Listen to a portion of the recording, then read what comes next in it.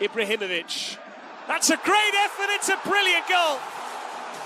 He had one disallowed in the first half, but Marvin Tuni has scored with a cheeky flick.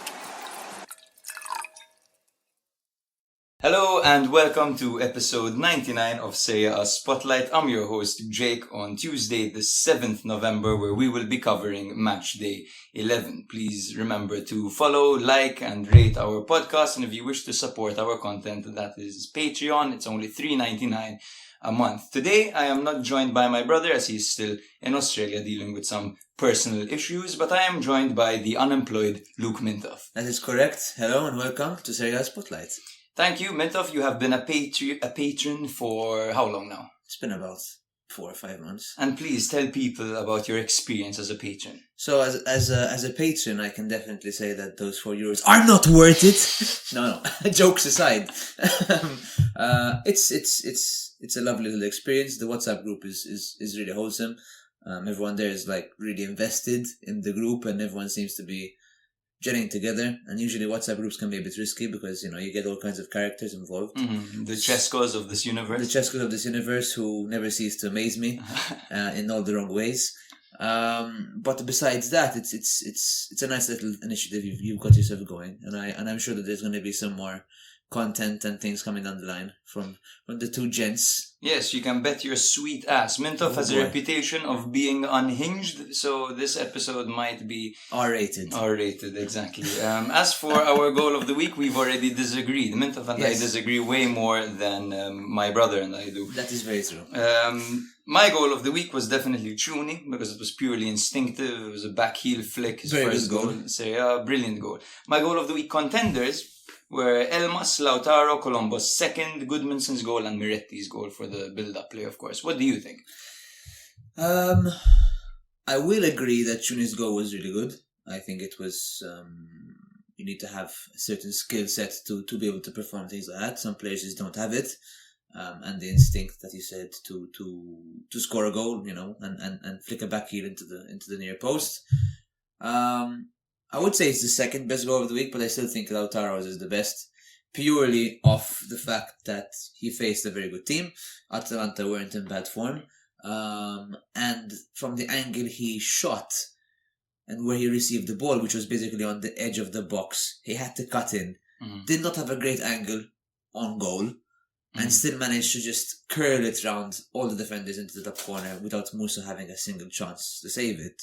I think, to me, it just shows the season he's having. It shows how consistent he's been. And to score goals like that in the big games, which he didn't usually used to do in the past. Maybe I'm biased, probably I am. But for me, it's still a fantastic goal. And the quality of the opponent, I think, has to be considered here. Of course, yes, very fair point. The quality of the opponent is very important, because if you look at the individual goal itself, it was quite similar to Colombo's. Yes. But Colombo had a lot more left to do, in my opinion. That's why I would rank Lautaro's goal. But he was given much more space as well. Yes, he was, despite having 4 defenders between him and the goal, though. What kind of defenders are they, though? Fair point. They were Hellas Verona's fantastic defenders. Defenders, yes. Davidovic, and they're not bad, to be honest. They're pretty good. Very good. But anyway, let's get into the action. Snoop Dogg.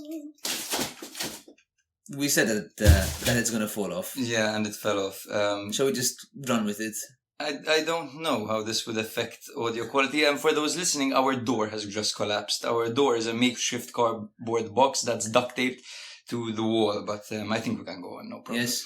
Yeah. I mean, the quality of the studio is not of the highest of caliber. So not yet. It's definitely better than how we recorded back at home. Huh? Back in the day when we used to record next to your TV in an open room with Bully moaning all the time. Yeah, exactly, in the background. Our OG listeners will remember that sound in the background. Many people thought we had a woman locked in the basement or something. Now, A quick rundown before we get into it. We're going to be talking about match day 11, where Inter beat Atalanta away from home 2-1. Juventus beat Fiorentina away from home with a score of 1-0. Udinese upset Milan with a score of 1-0. Bologna upset Lazio with a score of 1-0. Napoli beat Salernitana in the Derby della Campania with a score of 2-0. While Roma bested Lecce in the final minutes of the game with a score of 2-1. Monza destroyed Hellas Verona with a score of 3-1. Torino beat Sassuolo 2-1 yesterday to Mintoff's despair. Cagliari beat Genoa 2-1, another comeback for them. Frosinone displayed their class to beat Empoli 2-1, and then we will deal with your questions, okay? That is today's menu a la carte, okay? But we'll be starting with the Nerazzurri derby. Atalanta 1, Inter 2, which took place on a rainy, windy Saturday night, which saw Inter continuing their undefeated run against Atalanta. The last time Atalanta beat Inter was in 2018. Holy shoot. Yes. For me, the kids took some getting used to this game. Yes. For a second, it seemed as though Scamacca hadn't snubbed Inter in the summer and was playing for them. Yeah. As for the starting 11s... I like the orange kid, though. I like It's it too. interesting. I like it too, to be honest. Simone Inzaghi sprung one surprise into the starting 11 when he benched Alessandro Bastoni in favour of Stefan De Vrij and moved Acerbi over to left centre-back. As for Atalanta, they lined up with their usual 3-4-1-2 formation without any crazy changes, with Zappa Costa returning to the starting 11. As for the key events of the game, in the 40th minute, Çalhanoğlu scored a penalty, extending his flawless record from the spot to 10. 10 out of 10 penalties in Serie A. In his career, he scored 32 penalties and missed 4. Jesus. Very good record Conversion over there. rate, Yeah.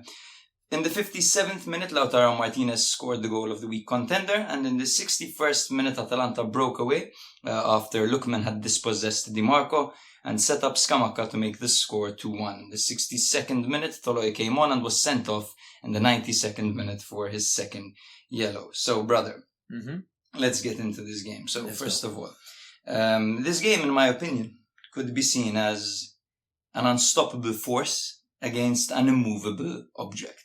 Right? You have Inter, who had scored 25 goals in 10 games, while Atalanta hadn't conceded a single goal at home coming into this game. Wow. So it was kind of a stark contrast over there. Very weird, Atalanta, how they've moved away from their scoring 7 goals to Right. not conceding anymore.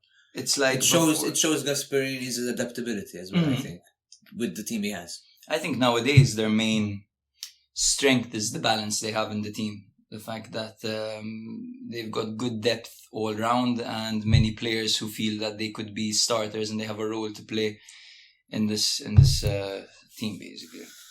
Before it was only offense, like you would concede 2 goals but no problem because you score 5. You know? Yeah. I mean, they are very consistent and they don't have depth that many teams probably are envious of because they have players to replace anyone in any position almost, which is very luxurious in this area.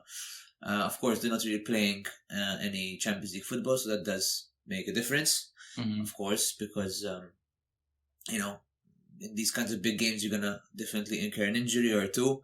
You're going to probably exert yourself much more, and that's going to obviously tax the team more, but that's the fact of the matter. I mean, when you don't play Champions League football, the next season, you're going to probably do much better in the local league. So it's just the way it is.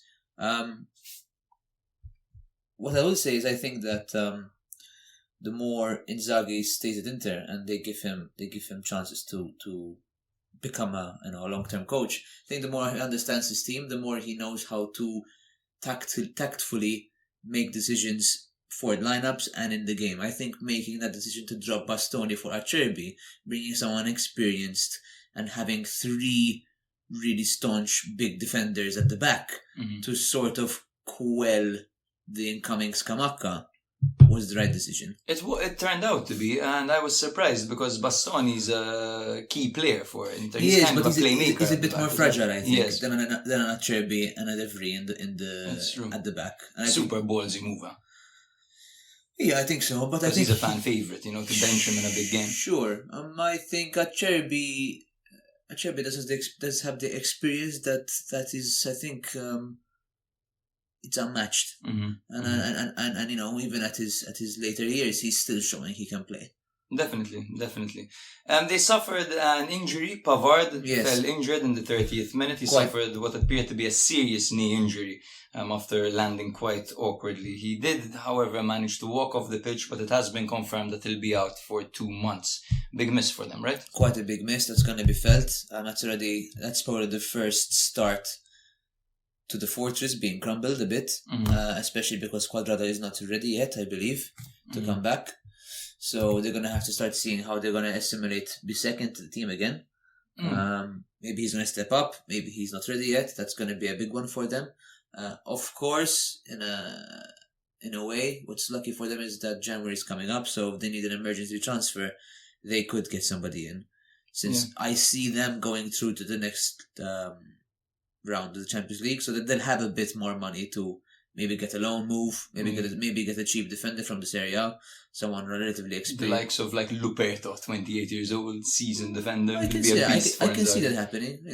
Maybe they steal a Bashkarotto.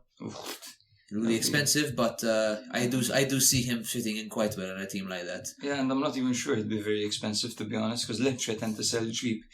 But yeah, regarding Inter, we can't talk about Inter without talking about Lautaro Martinez, of course. Lautaro Martinez the champ, is having... in my opinion. The what? The champ. The season of his life.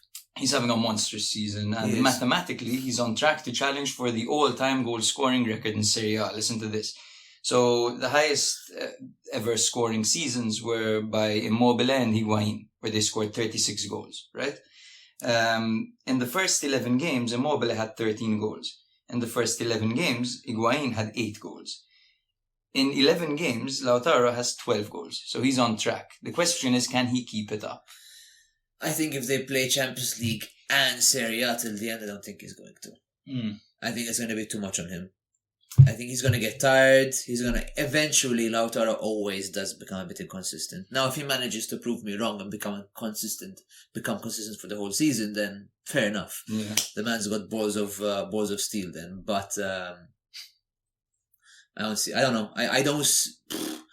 I really like him, but I can't see him continually scoring this consistently till the end of the season. Yeah, typically he doesn't do it, and we've discussed on this podcast how he always has kind of a 2-month hiatus where he doesn't score. However, this season there's a different air around him. This season Lautaro has this kind of aura, this leader kind of vibe. He's giving off this champion aura almost. He's a man who's won the World Cup now at the end of the day. Yeah, he does feel a bit more. He's from a cock to an alpha, as they say. Here we go. Brace yourselves. But no, really and truly, Martinez has really showed some maturity this year. Now, if he starts to get into a bit of a lull, he's already won them so many games, and he's already done quite a bit more than he has at the beginning of seasons. Because usually what happens is Martinez will start to score a few goals, and he'll go to this period where he barely scores, and he'll come back again, and so far he's just non-stop scored. Yeah. So I think we have to give him quite a lot of credit and say that so far so good. Absolutely. And another player I have to really say, and I know Jake's gonna start screaming inside, is Hakan. Hakan Çalhanoğlu has been a fantastic regista. Another mature player, another player who, the longer he plays with Inter, the longer he stays with Inzaghi, I see him just improving. But improving in a way where you don't automatically say, wow, he's like, I don't know, he's friggin' the new Leao in terms of flashiness and all these things. Different player, of course. But there's a maturity around him. So same as Martinez. And I think that Inzaghi, I think this is where it's going. I think he has really found a way to improve his ball management skills a bit as well. And I think it's showing. Yeah. Because there's a lot of coherence, even when things are going a bit rough for the team, like they're not scoring, or it's a tough game, or they had lost to Sassuolo, but then they immediately bounced back. In the past, when Inter lost a game, then the next few games until they got their footing again, you saw the shakiness, and you don't see that shakiness anymore. You see a bad game, and then they come back again, and they're sort of not back to square one, but they're way more consistent. First of all, regarding Çalhanoğlu, I agree completely. He had the big shoes to fill of Brozovic, and it's not only his his industry that I value when it comes to Çalhanoğlu. His defensive contribution is fantastic as well. He's a hard tackler and he tackles very well, and he's always willing to recover a ball. His vision is fantastic, and his ability to slow the tempo down and to dictate the tempo has been very good. When I saw him as more of a mezzala before, he's adapted to this position perfectly, complementing Barella on his right, and then Mkhitaryan, who's proving to be still one of the best. Barella, I'm quite disappointed in this year. He had his first good game in a while against Atalanta. I think he was quite. It was quite involved. Still, Sure. you don't see the same Barella a few seasons ago. Mm-hmm. I feel like maybe the system isn't really good to really show his full ability. But I don't know, maybe something's off with him. I can't. I can't put my finger around it, but there is something off with him. He seems a little bit distracted at times. I don't know, like. I'm surprised that Fratelli doesn't play more instead of him. I feel like Fratelli, when he comes on, he's way more dedicated. This is the body language I see. Way more of a dedicated player, willing to just get stuck in and try commit himself to everything. And maybe a bit too eager to prove a point, but I think that's also a good thing in a way as well. Yeah. I mean, definitely no absence of depth for Inter in that midfield position. It's all coming together for Inter. They look like the clear favourites at the moment, and they're kind of building a bit of breathing room at the top as well.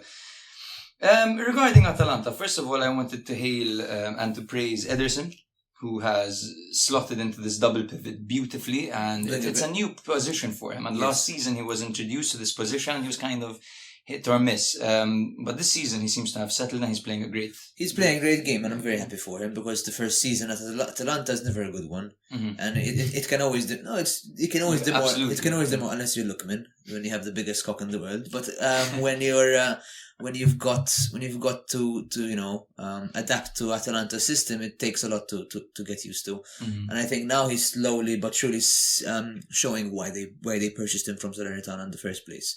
And I'm very happy with him. I still think he has room to improve, but he's definitely having a much better season. As you're saying, he's slowly but surely coming into that position much better.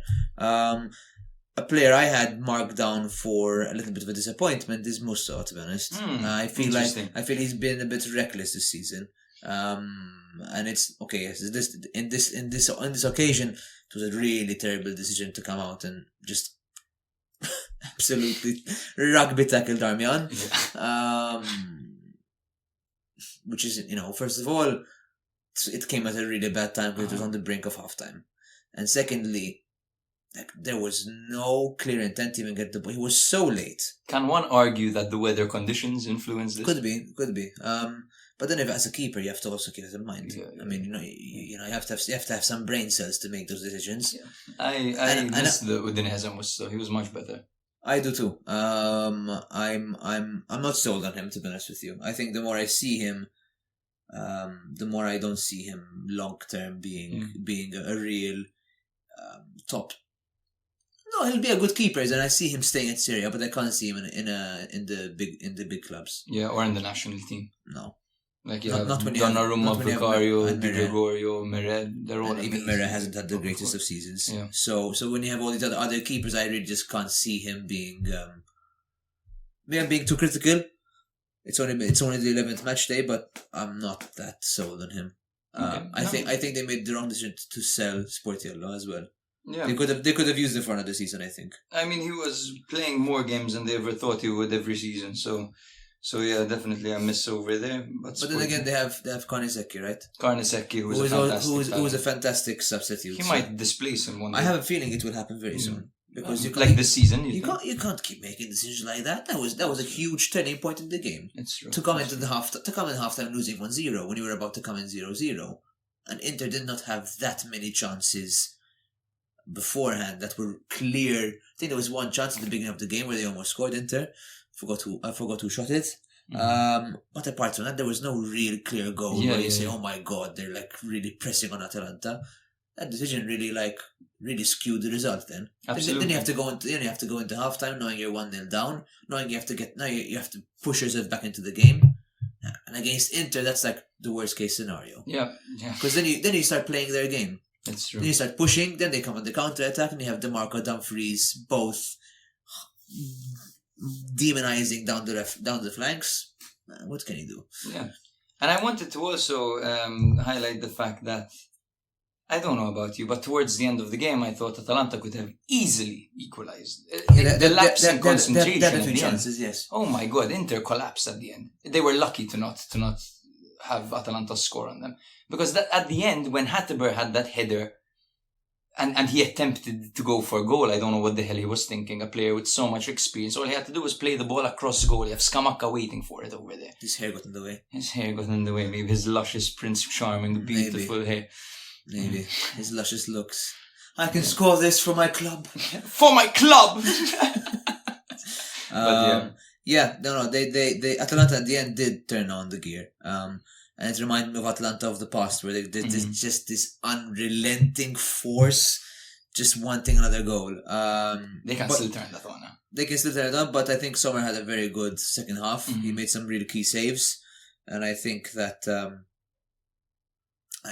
really made a difference. Darmian made an insane tackle on Scamacca's shot when Scamacca went down the left hand side of the box and he was going to try cut it back into goal. And then Darmian just flung himself onto the ball and just blocked it from a goal side opportunity. I really like Darmian this year. He's a fucking insane player, man. Darmian was a player who had high hopes as a youth player. Became average went for a United, while. Exactly. Got depressed, as everyone does, and then came back home. And now he's blown up. He's become a late bloomer, super consistent, and just a solid squad player to have. Anyone would be happy to have him. I really like him. Yeah, I really like him. As for the league standings, Inter are first with 28 points, while Atalanta are fifth with 19 points. And we can move on to the next game, which is Fiorentina 0, Juventus 1, as Juventus managed a clean 1-0 away victory against Fiorentina despite having 32% ball possession, 4 shots compared to Fiorentina's 25, an XG of 0.19 and 2 corners to Fiorentina's 9. Szczesny's comments summed up the game perfectly. He said, "Today we went through some tough moments, about 89 minutes of tough moments." Now listen to this, bro. Allegri's men have now had their best 11-game start to a season since winning the Scudetto in 2019-2020. Okay, that's a hot stat and a half. Is he doing it again this year? Oh my God, I don't know, man. It would be Imagine one of the ugliest Scudetti ever won. With that team, dude. With that team. Let's just go through the lineup quickly. How he lined up away from home against pretty much full force Fiorentina, right? Yes. Szczesny in goal. Rugani, Bremer and Gatti at the back. Now, okay, Rugani, a bit of a weird one nowadays. It's hailed a flop. Bremer was Defender of the Year a few seasons ago, and Gatti was a Serie A player a few seasons ago and a construction worker before that. McKennie on the right. You think he used to catcall girls, yo? Probably. Oh, che bella! Hey, ciao, bella! Miretti, Locatelli and Rabiot in the middle with Chiesa and Keane up front. Now, okay, it's not a bad team, but a title-winning team. Title-winning, absolutely not. Yeah. But Allegri does weird things, man. He does, right? What about Fiorentina? Fiorentina had, full force pretty much. They had, granted, Ranieri was at centre back. Could you say Beltran Sabenzola was a key decision? Okay, this is a point I would like to make. Okay, make this point. So first of all, before we get into that, I just want to say that the goal for Juventus came in the 10th minute through Miretti, who finally got the goal after Allegri had been calling for Miretti to score more goals for a while now. He was set up by Kostic after a beautiful team maneuver. For me, this was one of the goal of the week contenders because of how Juve moved the ball around for a split second, becoming Guardiola's Man City, and then just resorting to Simeone's Atletico for the rest of the game. Your question about Beltran and Inzola. For me, Fiorentina have had this problem with their strikers since Italiano's appointment. You look at the first season where they had Jovic, and they are bad. They aren't bad players. No, don't get me wrong. But there's something wrong. There's something wrong in the system. You can't blame all these players. It's impossible. It's true. Even Jovic, I know you hate him. I know you have a thing for him with Milan as well now. He's shit, bro. Jovic is shit. That's what I'm gonna say. And I have never said that on the podcast about him. You're gonna tell me Jovic is worse than fucking Origi? No, then you're delusional. No. I mean, No, but you. we'll see. Origi managed one of the Origi worst managed a strikers goal. if he managed to get 2 goals in a season. So okay. we'll see. Well, Origi plays far more games. Let's see what happens with Jovic. We'll see. Yeah. But yes, listen to this. I think the fact that Italiano doesn't have a proper starting 9 affects the fact that they don't get enough continuity affects the performances. The fact that you give a half to, back in the day, Jovic, and then you give a half to Cabral, you're not letting anyone settle. It's the same thing this season, where you're trying to balance Nzola and Beltran. Okay, so you start off with Beltran, who touched the ball 12 times in the first half. Then you bring on Nzola, who touched the ball 14 times. Like, what the fuck? You're not letting anyone grow into the team. You're not letting anyone gel with the team. Like, you need to pick a starter. You need to pick a starter and stick with him. Probably he doesn't know. He doesn't know, right? For me, it's easy. For me, it's Beltran at the moment. For me, yes. Wow, really? I think that for hold-up play, okay, you can play Nzola. Nzola was good at Spezia, for example, where you need to Nzola was on the run, bro. Yes. He was on the run, shoveling a defender off the ball, just how Lukaku had scored this week, and just trying to go on the counter. Yes. That's where Nzola thrives. Beltran is more adapt to this style of Fiorentina, where his movement in the box is very smart. He's quite good at hold-up play as well, with the flick-ons and things like that. He's not an imposing figure, but he's very smart and he knows how to attack the space in the box. And I feel like that is more what they need with the likes of, with the attacking midfielders. I have a theory. Please, I would love to hear it. I think they all have Vlahovic syndrome. They're all trying to live up to this beast of a person who he himself is not managing to do the same things he did at Fiorentina. And I think that the way when they sign a new striker, I think that even the owners and the coach, they give them this praise. They give them this like entitlement that they deserve. Like, oh, they're a good striker, they're coming to a good team, but it automatically comes with pressure. It's a bit like United. When you come to United, you think that, oh, I'm going to a big club, there's so many good historical great players at this club, it's full of history, it's full of good fans and all these things. But then it also comes with a problem. Yeah, it comes with a lot of pressure. Yes. Which I think the types of strikers they go for probably that's something they don't look for. They don't look for someone who can deal with that kind of pressure. Yeah, I mean... Jovic couldn't. Cabral couldn't. Beltran hasn't yet, but I'll give him credit. It's his first season. Nzola can't. I mean, even the profiles they brought. Nzola came from a relegation team and Beltran came from South America. Like, there's a very big gap. I think they would need a seasoned Serie A experienced player, up front. Which they never do. They never buy these seasoned strikers for whatever reason. It's true. I don't know why. There must be a reason behind it, but they don't go for them. Anyway, Juve have kept 6 clean sheets in a row now. Impressive. And Szczesny was definitely in the mood this game, making some fantastic saves, right?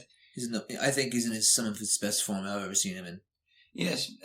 However, a few games ago he had a game, I can't quite remember against who. We discussed this yesterday, Mint. I can't remember who still. He made 2 mistakes and he basically gave them the game.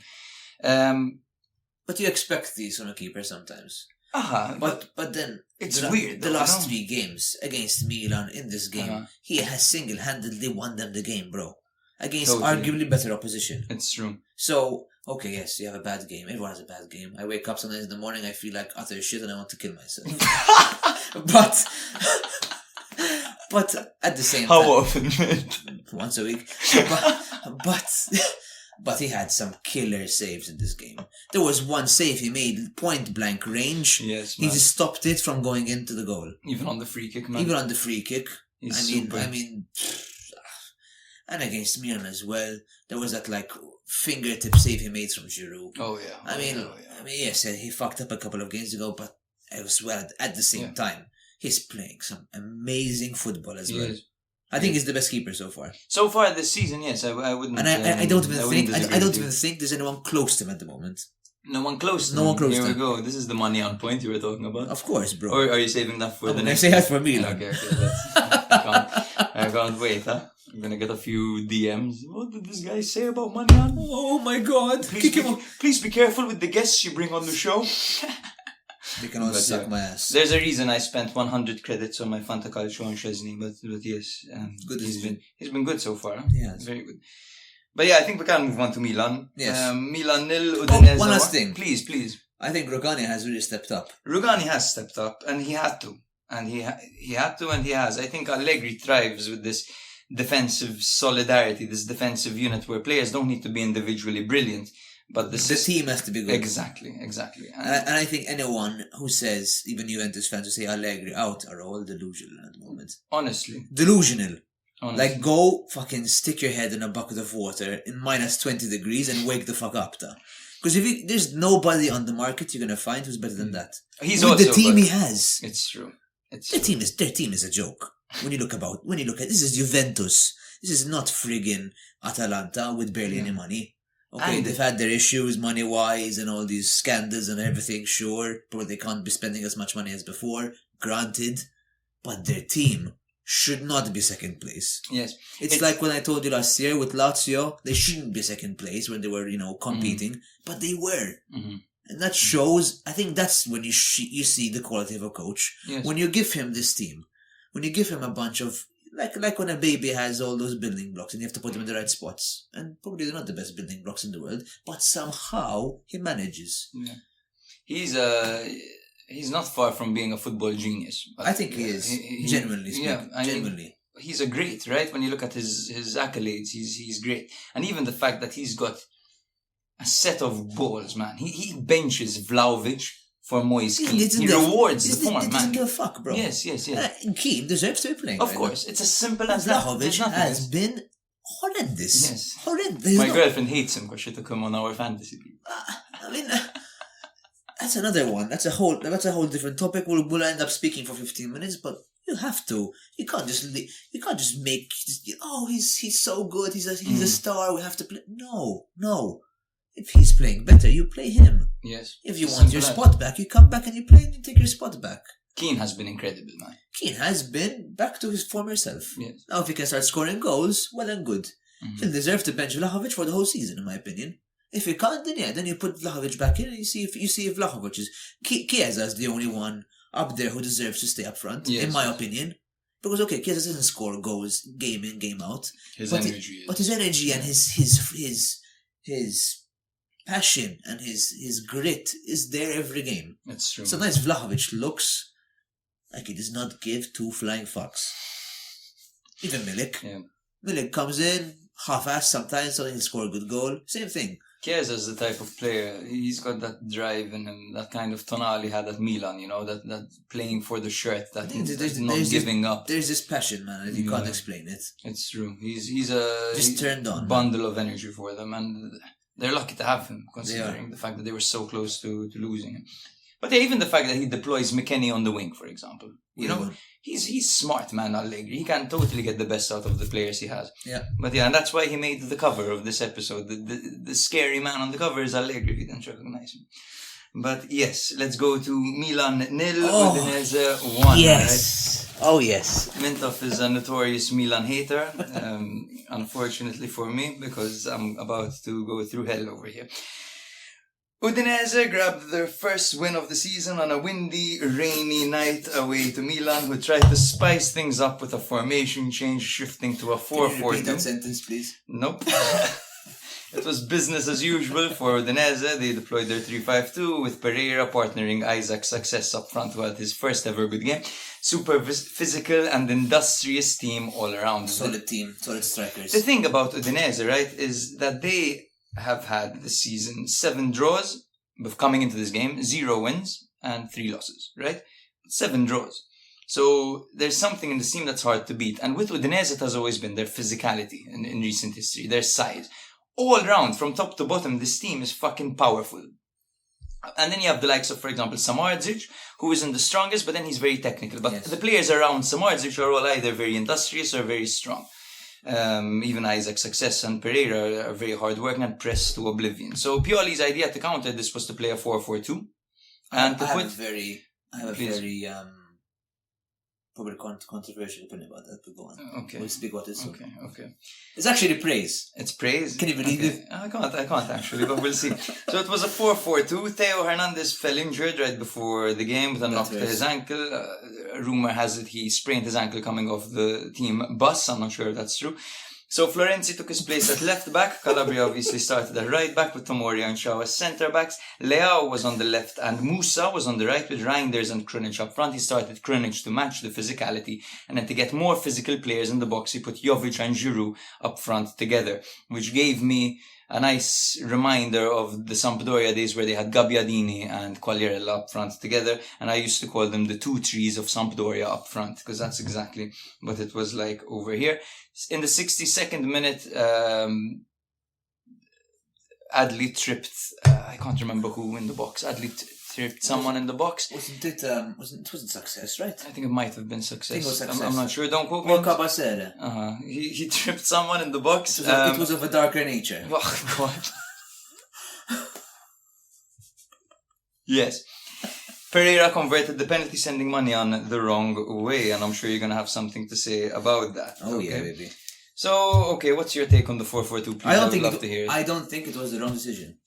But what about the execution? I also don't think it was wrong either.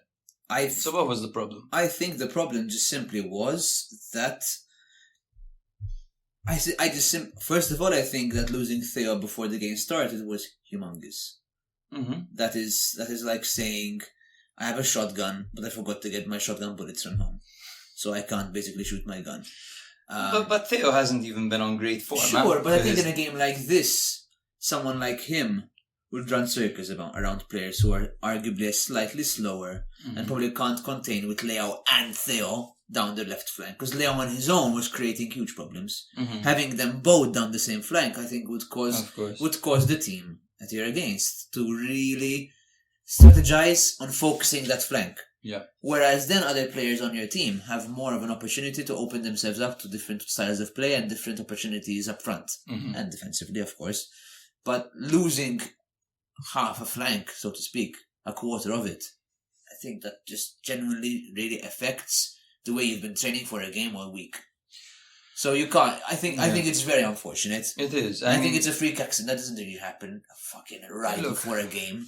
At the end of the day, and you have so many injuries. Yes. I think you're very hard on Pioli, all of you at the moment. You have the worst record of injuries. I saw a statistic. It is terrible. It is, yes. The amount of injuries you have at the moment. moment. And somehow that's also Pioli's fault, according to some fans. I have always been a Pioli apologist, almost. I like to play the devil's advocate. When he does well, I praise him and I give him his flowers. But when things don't go quite well, I do criticize him. I think Okafor would have suffered here more, bro. It's not only about Okafor, man. It's I don't know, man. I don't like the fact that why are you starting Jovic? What does Jovic give you? Please tell me what Jovic gives you as a player. In a game like this, a player who's just arrived at Milan, who hasn't scored a single goal, who hasn't looked involved in any of the games he's played. Okafor, granted, okay, maybe it wasn't the game for him, but he's come on 3 times, and in the few minutes he's had, he's scored 3 goals. So why are you playing Jovic? Is it simply because of the physicality? Because could be. I watched the game, and I see how Jovic approaches these 50-50s. Jovic isn't big enough to cross to. He's not quick enough to play through. And he's not dirty enough to poach in the box or to win the 50-50s or to nudge a man off and go to finish. He doesn't even have the grit or the grinta that Giroud gives you, for example. He pisses me off because, I don't know, I feel like we're a man down when Jovic is playing. Wow. I mean, listen, to be honest with you, he's definitely not having the best of starts. I really thought that this was a purely decision to give him a vote of confidence to sort of inspire him. This is how I saw it. Giving him a start, giving him an opportunity to set himself up for a good game against a team which is arguably not doing so good this season. And I think this was the best platform for a player who's not doing too well to potentially start the upturn of a good season. Arguably, it didn't pan out as it went, but I don't think that making that simple like-for-like decision to get Okafor instead would have changed the game too much. I think Okafor would have suffered much more against such big and tough defenders like him. I don't know, man. I don't think it's even possible to suffer more than Jovic suffered this game. Yeah, he didn't have a great game. Pundits are saying that no, this isn't Pioli's fault. This is the team's fault. A few pundits are saying they've said that when you look at the statistics and when you look at the chances Milan are created, it's a case of the fact that they're not converting their chances. They always dominate the game. They always outshoot their opposition. It's the fact that the finishing has been off that's making Milan finishing this game. Yes. Let's be honest with you. There were 4 shots on target. Silvestri had a few good saves, especially towards the end. Yes, he did have a good game. There were phases in the game where Milan just weren't really creating, man. Just a whole stretch of nothing. Yeah, but you also have a lot of people with players out that you'd rather have on the team who are causing a lot of problems. Yes. Now for like Milan take on PSG tonight, Chukwueze should be back, for example. That's a good player to have on the right. I think Pulisic's back. So it is looking up. The fact that you have to play Musa on the right kind of gives you the same problems that you had last season. Musa's young. He shows good potential. Another Salamakers, essentially. For now. No disrespect to Musa, but another Salamakers in the sense that he still has time. He still needs time. And the fact that you afford to double man Leao and leave more space on that side because he's not going to do much. Let's be real. Because he's young and inexperienced and he's not going to do much. So a lot more pressure falls on Leao. If you have Pulisic on the other side or Chukwueze, you can't leave them unoccupied. No. Because they are quite dangerous. I think Adli had a bad game as well, huh? Adli entered badly, as in he showed his naivety. Every player who's come into the squad, given a chance by Pioli, has not been showing up. And I think that's where Pioli is looking a bit problematic in his decision making as a man manager, though, because of the fact that he's giving these confidence votes to these players. And I think, fair enough, an argument can be made for Jovic as well, where maybe they aren't in the right mindset. You're talking about newcomers in general? Newcomers in general, or players who have been on the sidelines and they're coming into the team. Mm-hmm. Pioli, Pellegrino, Jovic. Those are the 3 players coming into my mind at the moment. They've all had this nervousness around them, mm-hmm. and I think that's where maybe you can say a coach should be looking into that a bit more, going into the psychology of these players a bit more before making these decisions. I think adapting to Italy, not in Jovic's case, because Jovic has been in Italy for a while, but you look at the likes of Musa and Reinders, this is their first season in Italy, right? And Chukwueze as well, Okafor, so it's going to take them some time to gel. Pulisic is a player who came in and did pretty well immediately. Yes. You look at the likes of Chow, for example, since his introduction last season, he was pretty much flawless last season, and this season he's making a few mistakes. So I think it's pretty much hit or miss. He has a case for and a case against the introduction of new players. I have 2 other points before we can move on. Please. If we have a bit more time. Of course. One of them is a Colombo talking point. Colombo? I have one of them. Is he coming back? Bro, honestly, is he coming back? I think... Is he going to be recalled? No, I don't think so. No? You don't think Milan will make a decision like that? I don't think it ever happens. You can. It's a long You move. can, yes, but... Sure, you pay a bit of money, but... Honestly, I would. I totally would right now. You have the parallel opposite of Jovic at the moment. You have a player who's so driven and a player who's so motivated. The second goal of Monza, this match day, he was played the ball on the halfway line. He knew what he was going to do. The second he got the ball, he charged down the wing. He cut inside. He took 1 step back, evading the defenders. He had 4 defenders between him and the goal. And then he curved it into the back of the net. The first goal as well. Colpani holding the ball up brilliantly. Fucking Colombo sprinting into space.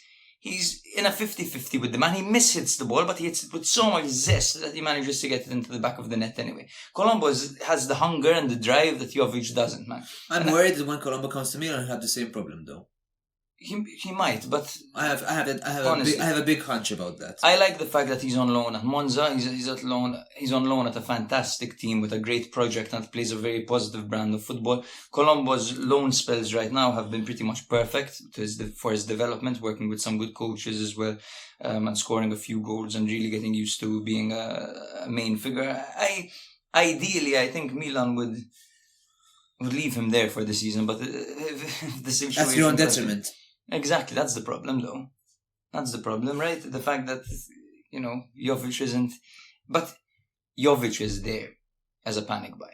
Sure. Jovic is there because Colombo was loaned think out to bring in Mehdi Taremi at the time from Jovic Porto. looks like a real scapegoat, in my opinion. It's not very fair. I don't know if it's a scapegoat. Because you're not buying a player who has been proven. He has a shaky start to the Serie A. So I think it's a little bit unfair to then expect this player to suddenly explode. Okay, sure. I mean, the problem is more on the management who brought him in and who failed to close the Taremi deal, but it's not quite their fault. Personal terms were agreed with Taremi. Colombo went out on loan to Monza. Taremi's agent started playing hardball. Milan or Taremi backed out. I'm not sure which one it was. I can't quite remember. And then Milan suddenly had a few hours to find a replacement. And they looked at Fiorentina, who have just brought in Beltran and Zola, and Jovic was kind of falling out of favour, and they snatched them up. Now, I don't know if they watched them last season, because I couldn't believe it when Milan bought Jovic. I'm not a fan at all. But it was a panic buy, and fuck it, Milan are stuck with this guy for now. Last point. Please. I think Maignan is having a very shaky season. Okay. And you know why? Why? Not because he hasn't had good games, but I see decisions he's making in games which to me don't look like a keeper who's confident. For example, there were a couple of opportunities in this game where Maignan in the past, if he saw a long ball coming in, he would fucking go for it and clear it up to high heaven. Mm-hmm. And this year I see this hesitance around him. And there was a few times in this game where he did that. But could it be the weather again? Remember, the weather was fucking awful, bro, this game. Raining, sure, but it's not the only game I see him making these uncertain decisions. Mm-hmm. There was a game, I think it was literally the last game or the game before that, where Maignan was looking extremely shaky as well. Mm-hmm. And there is this shakiness about him, this lack of confidence, which I can't really say I saw last season. And this year I do see these second guessing himself. Mm-hmm. And I see him as a less certain keeper than he was last year. I think it might be simply a case of there's low confidence all around when it comes to this Milan team. I think he might be suffering as well. Maignan is rumoured to be asking for 7 to 8 million euros a year. I say walk on. I say no.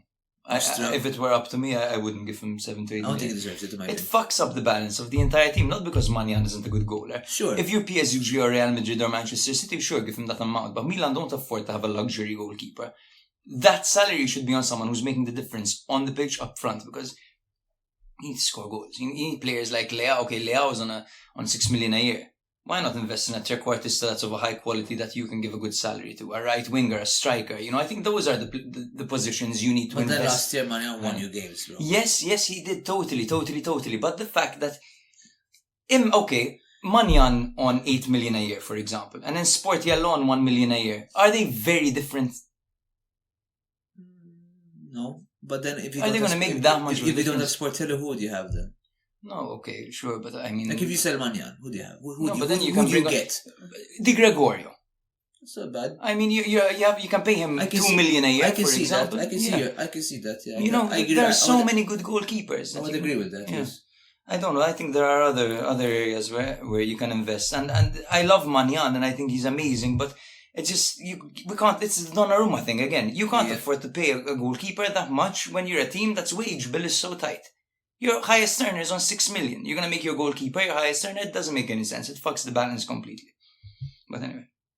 Yes. I don't know if there's anything else you want to say. No, that was it. I have one question for you. Apparently Zlatan's been rumoured to be taking on a role as kind of a coordinator between the players and the management for Milan. The whole thing is his presence as a motivator to keep the motivation and morale high. What do you think of this? Do you think this can actually make a difference? I mean, I would usually say no. But I've been so wrong about that in the past so many times that I have to say it might make a difference. Yeah. I do feel like that might be a problem in its own self. A solution and a problem. A solution because I do think it might actually motivate the players again and bring them back on track. But a problem in the sense that it might not be addressing the real issues. Which are? I think there's this lack of confidence in the coach. I mean, at the end of the day, the season that was won, the turning point was the introduction of Zlatan, and I feel like Pioli and Zlatan maybe together make it work. Zlatan gives that certain authority that maybe Pioli doesn't quite instill, that certain motivation, the ability to motivate players. But you look at so many teams that have a player like a legend from the past in the dressing room to make a difference. I say do it. I say do it. Give him whatever he wants. Give him an amazing office, pay his fucking loan. I don't care, man. Everything. Like Zlatan needs to be there. I think Milan with Zlatan present is a different team. But yeah, we'll see. Moving on to the next game, we have Bologna 1, Lazio 0, brother. Now this was Bologna continuing to impress as they bested the Lazio side, who have been pretty moody since the start of the season, but they seem to have things figured out. For the lineups, Calafiori, the fullback, was partnering Bokema at the back for Bologna. It's the usual thing. They've been doing this for a while. The usual lineup for Motta. Posh came back and he replaced De Silvestri as he returned to the bench after serving nobly. Castellani's got the nod ahead of Immobile for Lazio, while Pedro was preferred to Zaccagni and Rovella started as the regista this game. There was an underwhelming first half, with Bologna's first shot coming in the 39th minute, and on Lazio's front, Castellani's wasted 2 rebounds in the first half. The second half took fewer than 30 seconds to see Ferguson scoring a one-touch finish after being set up by Zirkzee, as he becomes the highest ever Scottish goal-scoring player in Serie A. Holy shit. Ferguson, yes. Congrats, man, bro, my dude. And then they managed to hold out, and they won 1-0. For me, the most impressive thing about this Bologna side is their adaptability and the fact that sometimes you see them totally dominate games, creating so many opportunities. They play really nice football. Yes. And sometimes they take a pragmatic approach and they defend and they close out games beautifully. They seem like a very experienced side. What do you think about them, man? I'm very impressed by Bologna. I know that in the past you used to hate Motta. Yes, I think you have to really take back your words. Totally. He is a good coach. Mm-hmm. He, given a budget and given a decent team, I think he can definitely make a team work, which is what we're seeing. Last year, he made them come back from a point where they looked in utter despair during the Mihailovic era. And now this year, with a relatively unchanged squad with a few more additions, they look quite solid. Mm-hmm. Will they get Conference League? Maybe. I think they partially deserve it. But even if not, even if they get another top side finish and they slowly but surely add a few more additions to that squad whilst keeping the core, I think they have a good chance to build a very solid team in this area. And I think the coach is definitely a strong part of it. I think the players they've brought in and given them time, like Xerxes, for example, shows that there's a plan. Mm-hmm. A plan for the way forward. Ferguson as well, solid players. I really like the way they play football, and as you're saying, they have this dominance about them where they can really flick a switch and really start to turn on the show. But they can also defend really well as well. And overall, I have quite a few compliments to Bologna as opposed to Lazio, who I feel are really bipolar. They are bipolar, right? That's the best way I can describe them. They are literally bipolar. And that's no disrespect to the coach. I think that the additions they've made and the squad that they have, I don't think you can expect miracles. Mm-hmm. In all honesty, there's a lack of investment. And there's this idea that the players we have are enough. Mm-hmm. You've just lost SMS. Like, you've just lost your engine. You just started your car and you're like wondering why it's not turning on. Well, good morning, your engine's not there. Yeah. I mean, what do you expect to do?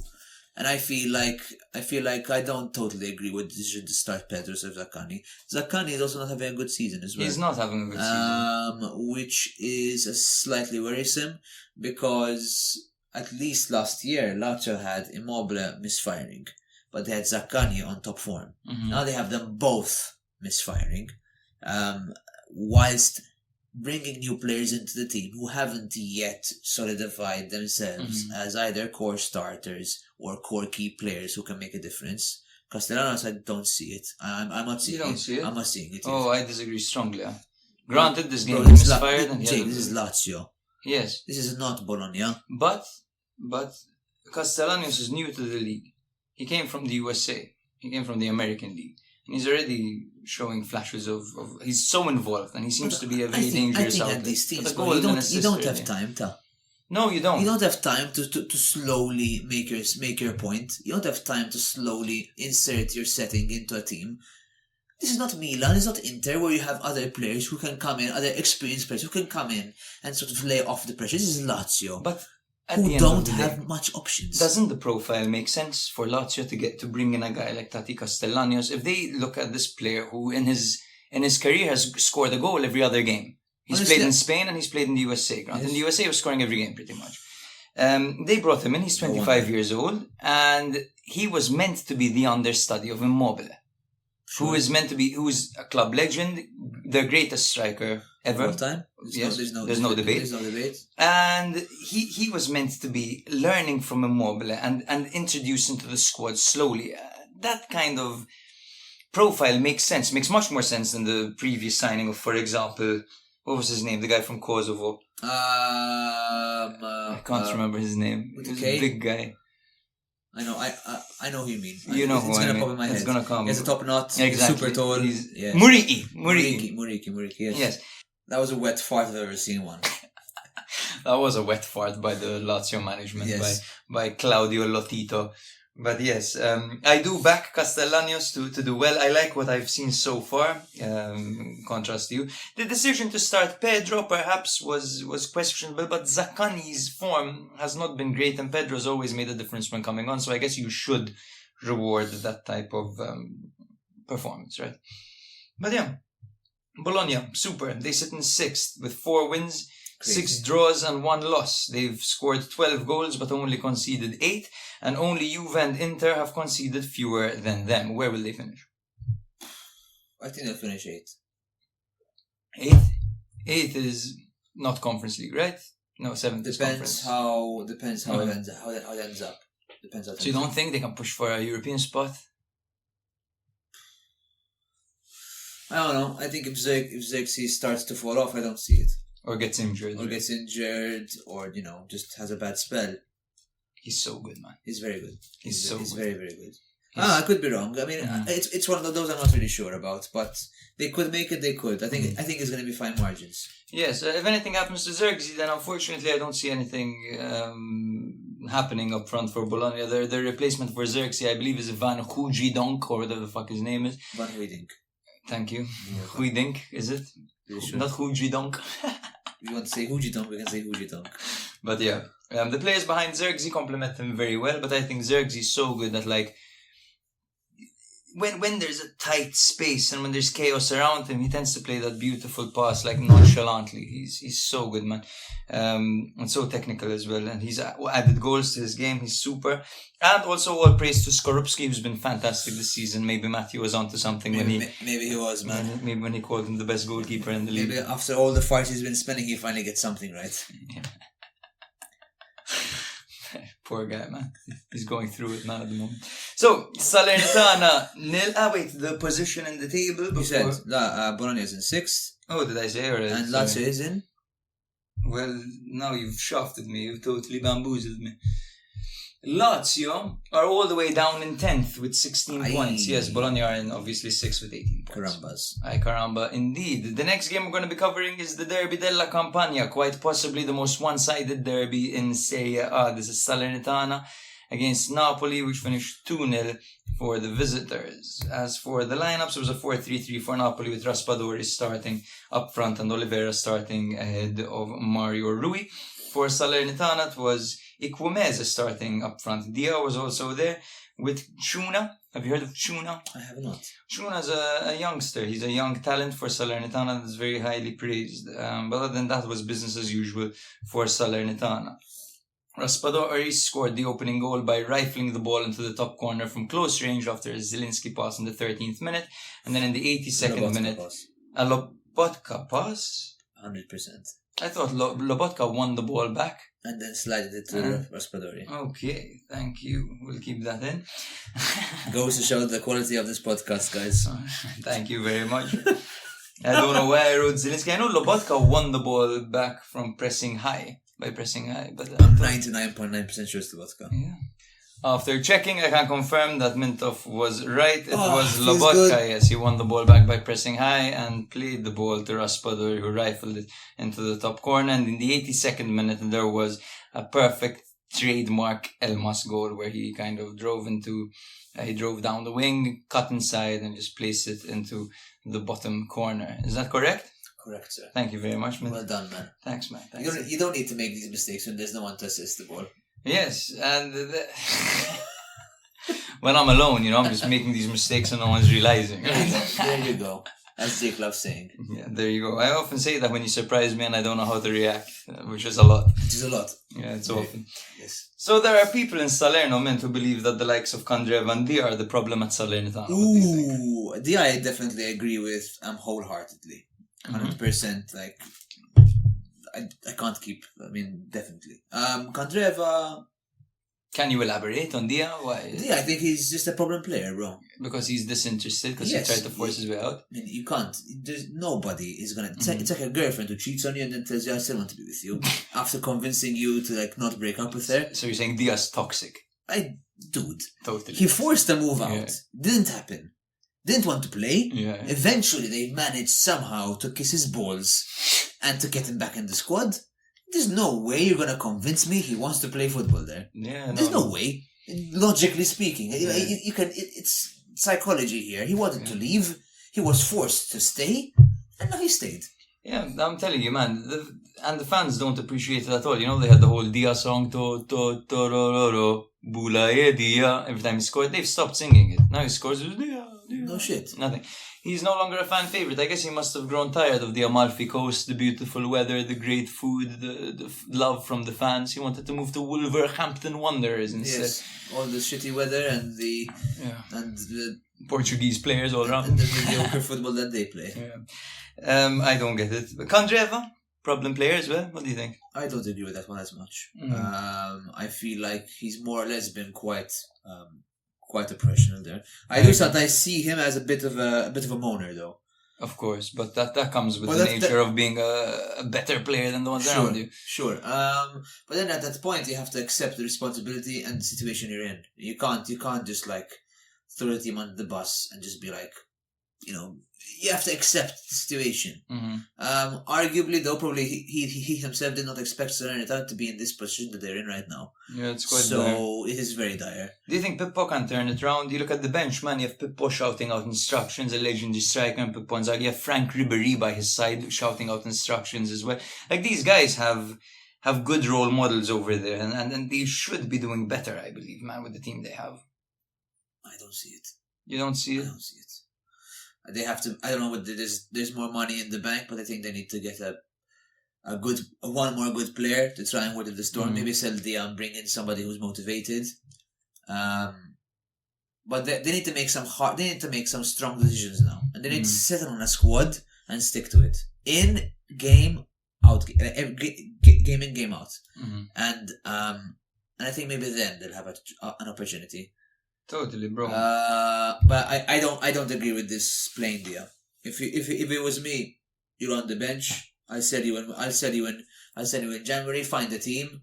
Talk with your agent, and we'll settle on a fee. Otherwise, you can get the fuck out. Fair enough. I obviously really rate Dia as a player, but it's true when you don't want to be there, you're a bad apple. You ruin the others. I think in January, it's true they might do an overhaul. 2 seasons ago in the Miracle Survival, they had brought in a bunch of players. Fuck ton of players in January, and they managed to turn their season around. Let's see if they can do the same. Inzaghi, people mocked Inzaghi when Salernitana appointed him. We also made a joke. We said that Salernitana have brought in Inzaghi, meaning that they've already given up on the league and want to win Serie B next season.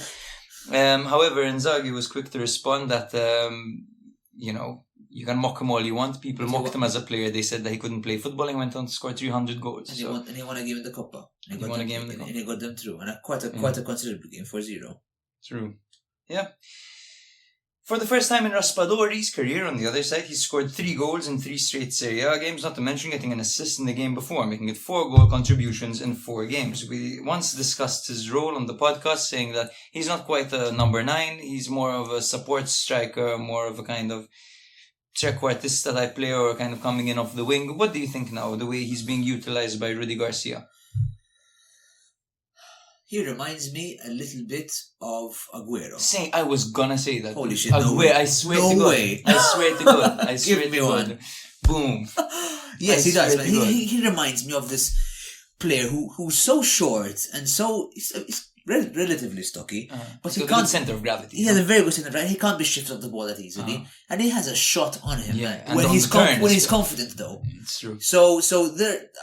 I mean, I have to say that so far, Rudy Garcia was on the brink of being tossed over a cliff, and now he is climbing himself back up again. Totally. Whether he can manage again to rekindle that flame and bring Napoli, they're not going to win the league. I'll be very, very, very surprised. But to bring them back to at least contention would be quite an achievement. With the whole Osimhen thing, with the whole team in shambles, them losing games they should have been losing. But yeah, that Milan game has seemed to have has inspired them again, and I'm quite impressed with Raspadori. I've always liked him, but I don't know how long term he can keep doing this. My worry is if they do offload Osimhen in the end, which I don't think is impossible to happen. You're talking about at the end of the season or in January? Even January. Oh. I think if an offer comes in, I think they will consider it. I don't know what happens then with the squad. It depends who they bring in. That's the thing. It's going to depend a lot on what happens then. Because I can't see Raspadori. I mean, I can't be wrong. Maybe Raspadori ends up, solidifying his spot and he starts to become a starter. But no way. I mean, Raspadori is a great backup to have on a team like Napoli. But you look at Osimhen, he's a world beater. Sure. He's a top 5 striker in the world. Sure. Osimhen. But he's another one. I don't see him enjoying his time either. He is, as you said, a moaner. But that's because he's a perfectionist and he's a bad loser, man. He wants to win and he's hungry to win at all times. But the difference is that he works for his team. Yes. He presses. He fucking plays dirty, man. He's always got one of the highest kilometers covered in the game. You look at Leao, for example. 32-year-old or 33-year-old Pereira for Udinese ran 2 kilometers more than Leao did in that. Leao's lazy, yeah. I wouldn't say lazy. I think he's instructed to conserve his energy at times, but sometimes, yes, I feel like he's a little bit. I think he's lazy. I think he's lazy, bro. Lazy Leao. I wouldn't disinterest is not the right word, but he's a lazy Leao. When he gets the ball, he starts becoming lazy. I don't know. I think since most of the time he runs it sprinting, it's more tiring. Maybe I'm being a little bit naive here. You are. This is the guy who all he does is train, bro. All he does is train. He's got like 0% body fat. 0% body fat. He can take all money if he wants. He gets massages in between sessions to make sure his muscles are never fatigued or as little fatigued as possible. And you're gonna tell me this guy can't run as much as Pereira for Udinese, who had no club. Who's 33, yeah. And Pereira looks like he drinks a few beers and eats a few donuts. Has a few Rothmans Red. Yes. But yeah, you might be right.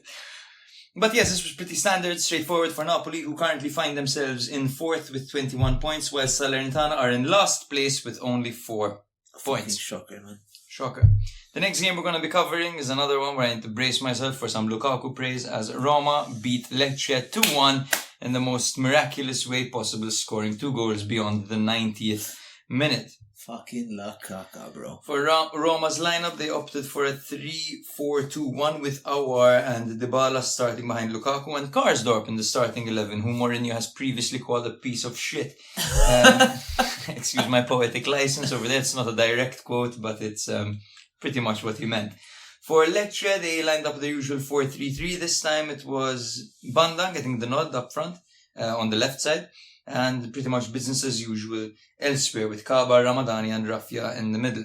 In the 5th minute, Lukaku missed a penalty in Serie A for the first time in his career. And then in the 71st minute, there was a shock goal as Banda drifted into the box, the shortest player in the league, standing at 5'2". 5'2". 5'2", bro. Or 5'3", 5'3" or 5'2", something like that. He's the tiniest guy in the league. But you know what? You think he's hung, bro? Probably. No. He drifted into the box and his shot was blocked Pontus Almqvist was there to volley home, or to shoot home the rebound rather. In the 91st minute, two substitutes for Mourinho linked up as Zalewski whipped in a ball into the box, and new boy Sardar Azmoun was there to head it home. Lovely header. Magnificently. Such a violent header, right? It was. Violent. You're not gonna save that. It's a type of... Yeah, Yeah. very good header. In the 94th minute, the ball picked out Lukaku as Lecce's players were panicking, and I believe it was it Ramadani who slid in to try to block the ball, allowing Lukaku pretty much to go through. Lukaku just shoved him off. Yeah, Lukaku just told him, nope, and then he showed great composure to score the winning goal. What a top corner, man. Top corner, bro. He took off his shirt. Ran to the He fans. ran. It would have been really cool if he wasn't wearing a bra. I hate those bras. They're so They're horrible. so Like, if you're wearing one of those, keep your shirt on. No one wants to see that. Just please. Take them both off, Vinicius. Exactly. Like what? It's like it's the 95th minute. You're gonna take it off in 2 minutes anyways. Take it off and throw it at the fans. Exactly. There's just whoever invented them. Yeah, I don't know. Why? I- You're gonna tell me you're gonna consume less. You're gonna like conserve less heat when you have something actively open in your stomach. I don't get. Like I want to figure out what's the reason behind it. I don't know. There has to be a reason. I would love to ask like a physio, like why do football players wear bras? It might be simply to give them more support, upper back support, no? Simple as that. Could be. Better posture, I don't know. Or to stop their breasts from jiggling. Maybe. Some players tend to be a little bit... I need a few of those. Yeah. Imagine. So does Lukaku. He's looking a bit more trim this year. He is. He's looking great. Yeah. Catania could use one. But I could definitely use a few, bro. But yeah, I have a lot of praise for Petania, actually. Catania was really good for Cagliari. Last 3 games. Holds up the ball very well. Well done, mate. Love it. Praise for Cagliari. Around Cagliari are like my favourite team to watch at the moment. Alright, calm down. No, I'm not calming down. I fall in love with the Minnow team every year. For the likes of Crotone, the likes of Salernitana. This year it's Cagliari, bro. I am obsessed with them. From fucking Nicolas Viola in midfield all the way up to fucking Lovumbo on the wing to Pavoletti up front. They're just a fun team to watch. But anyway, back to Roma. Yes. Funny how different the narrative would have been if the match ended in the 90th minute, right? Very funny. We would have been shaking our heads and saying, where did it all go wrong? Because the Roma had so many chances to win this game. Yeah. I think that these are the games that, despite being ugly, You need to win them. And win them at all costs. Yes, but they're the type of games that set teams off on positive streaks.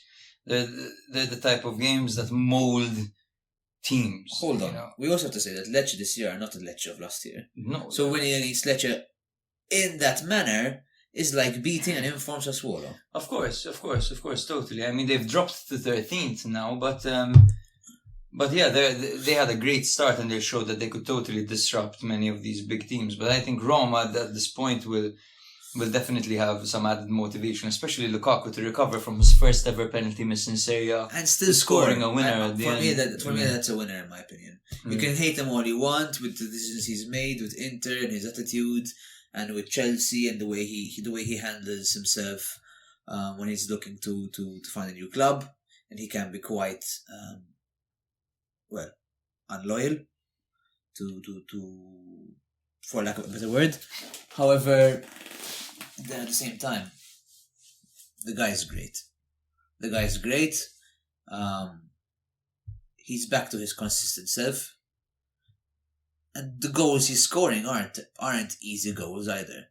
They're mostly all in the box, but to get there, he's getting the right pocket, and he's managing to score more than he misses. He had a chance he could have scored in the game as well before the 94th minute, where he should have scored. It was a 1-on-1 and he kind of shot it into Falcone. But Alia, he's shining. He's shining, and this is where Lukaku thrives, where he is the ego of the team. Yes. And I think that's why he leaves sometimes. When he feels he's not going to be the center of attention, as selfish as he is, which is, of course, the critique that people tell him. That's what he needs as a player. He needs to be the bull, the guy up front, the man you idolize. Yeah. Otherwise, Otherwise, It doesn't work. I just don't think it works for him. Yeah, he's got 110 goal contributions in 144 Serie A matches. Those numbers are elite, of course. You were saying he's shining. I would say he's glistening, with sweat. You often see the shine. Yeah. But yeah, he is a fantastic striker. When it comes to his personality, of course, that raises a lot of questions. I feel like part of the fact that he's misunderstood is because of his personality. It's because he often says things he shouldn't say. He does things he perhaps shouldn't do. On the pitch, though, he's always made the difference. He's no nonsense on the pitch. He's no nonsense. He has had clumsy, memeable moments. Sure, he has. And that is what his reputation seems to be outside of people who actually watch him on a weekly basis. Right? Of course, Inter in the Champions League final shot, Di Marco was going to score it, hit Lukaku in the head. Belgium in the World Cup, he had 3 open goals and he missed them all. Like, granted, yes, he's had these moments. That Belgium was particularly difficult. He had just come back from injury and he was not yet match fit. The Champions League one was simply misfortune. It could have happened to anyone, Yep. But yeah, he's obviously a great striker, and there's not much else to say about Lukaku over there. Also, I feel like the Premier League, there used to be this thing called Fergie time. I really think that Mourinho is developing a Mourinho time, huh? Mourinho time. These late dramatic winners are becoming more and more frequent with him, and there's these moments where they should not be winning a game and they somehow turn it around. Ranieri time. It's in my opinion, it's another one where people are same thing with Allegri. People are saying that they should kick out the manager. Stick yourself in a fucking ice cold bucket, stay there for a couple of minutes, and then wake up and tell me if you still think the same thing. Because you can't. Have bad games. You have moments where the team looks atrocious, but more often than not, they get the win. Yes. And that's what matters at the end of the day. Look, the reason we praised Allegri today was the same reason that I criticized Mourinho in the match against Inter.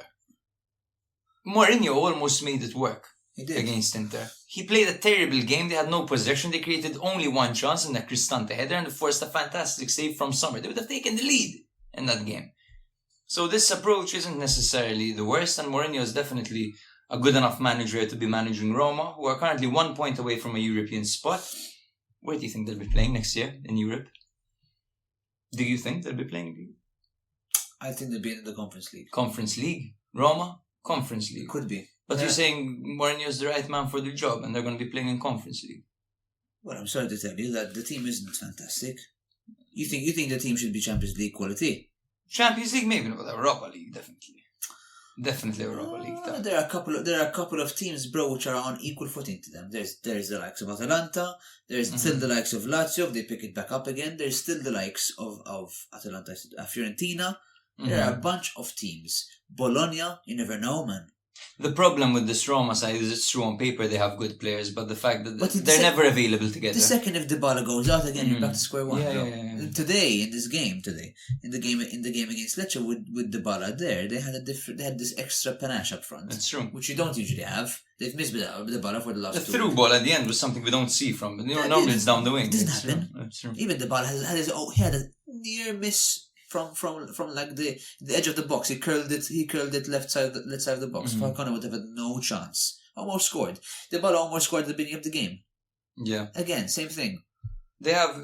It's true. Yes, they have the personnel. Never available. One thing I'll say, which I feel like is the big critique I have for Mourinho, is I think that he has really mismanaged Pellegrini this season. Oh my god! It's question depressing. Of Pellegrini, Mourinho mismanaging Pellegrini, or is the question of Pellegrini just dropping off form and having no confidence and just dropping stinker after stinker? Because that's what it seems to be, no?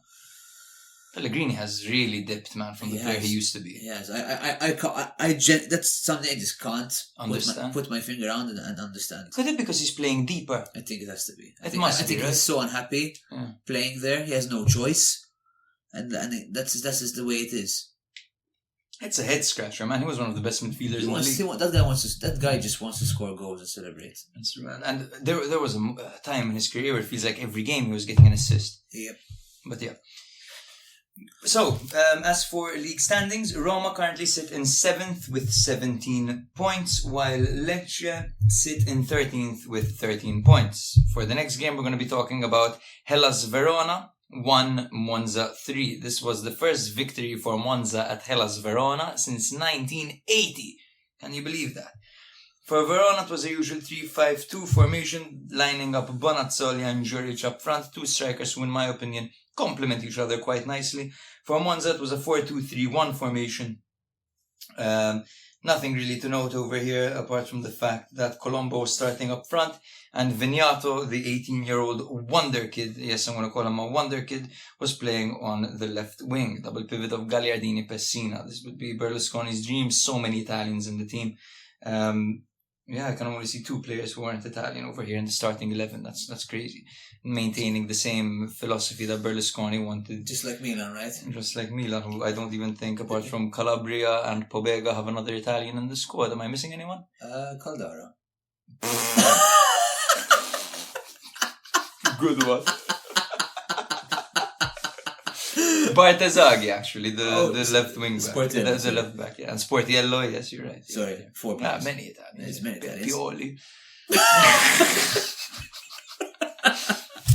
So, key events. In the 41st minute, Colombo was played through by Colpani and seemed to miss-hit the ball, but it turned out to be a perfect finish. In the 73rd minute, Carboni cleared the ball upfield to Colombo, who had so much more to do when he picked up the ball at the halfway line. He took the ball down, he drove forward, he cut inside on the edge of the area and curled the ball into the back of the net, one of the goals of the week. In the 84th minute, Kyriakopoulos whipped in a corner and was headed home by Caldirola for his first goal of the season.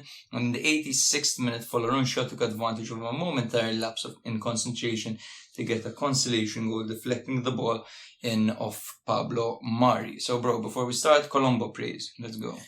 Praise is definitely he pulled his socks up this year and he's playing well. I mean, there's no argument for it. We spoke about him in quite some detail in the Milan game, and I think he's given an opportunity. He's showing that he can play in the big league. Yes.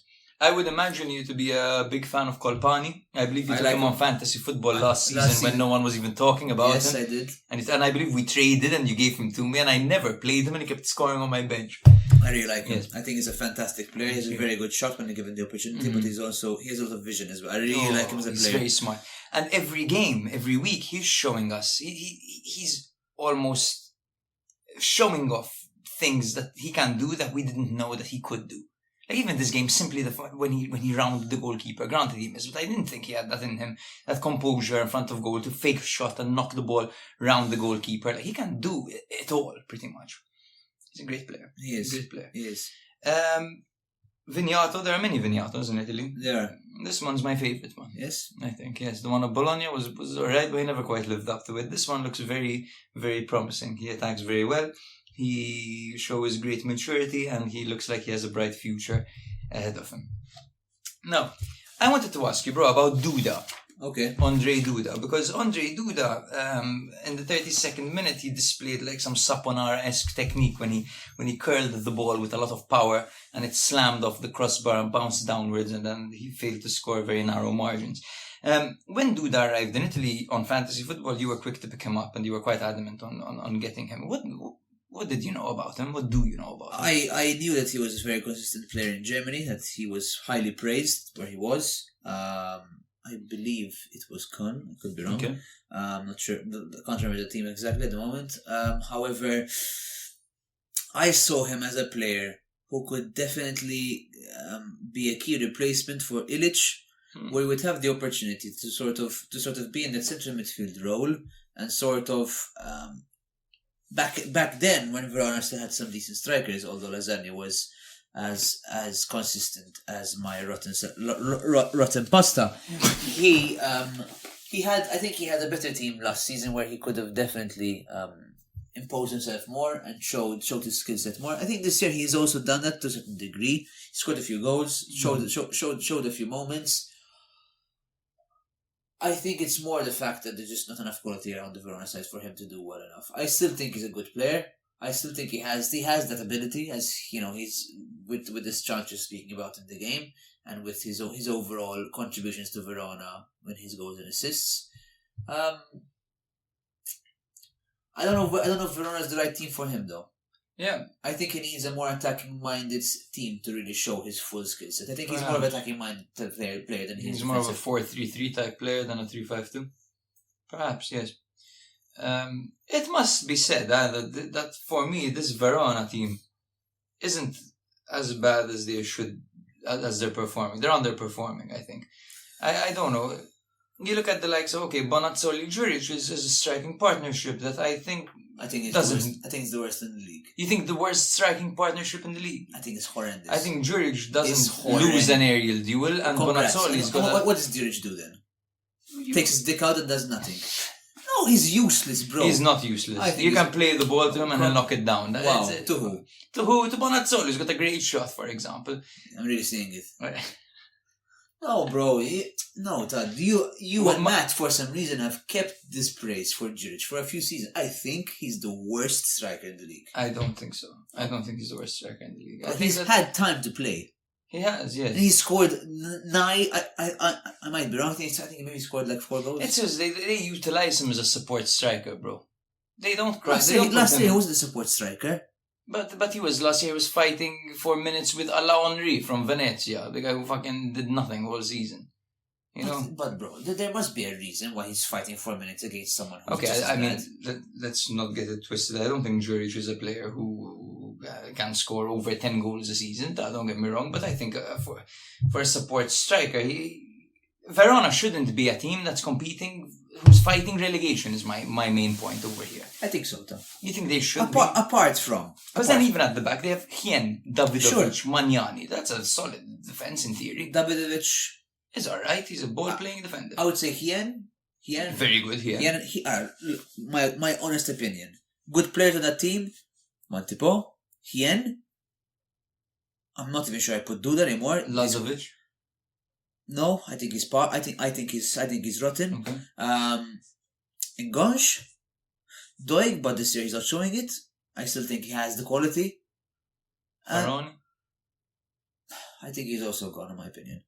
They have a few players who have dipped aggressively. And Forlan Shaw. Yes. Those 5 players are the only players where I say they give the team a fighting chance. Not even a chance to get out of the relegation zone. A fighting chance. Because the players around them are not good enough.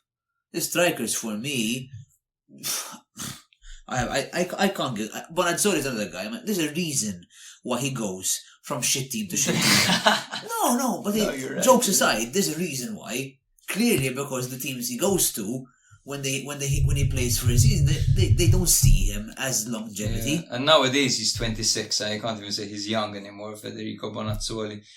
I'm just curious to take a look at his CV over here. He's got like Inter, Sampdoria, Lanciano, Brescia, Spal, Padova, Torino, Salernitana, Hellas Verona now. Played for Italy up until under 21 level and then never featured again.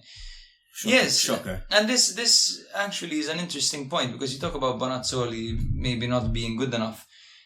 You look at the fact that he's dipped in his career. It's the same thing with Doig, who had a fantastic season maybe at the beginning of a fantastic start to last season, right? And now he's dipped a little bit. You look at Lazovic, who had a good moment last season, hasn't quite showed it again.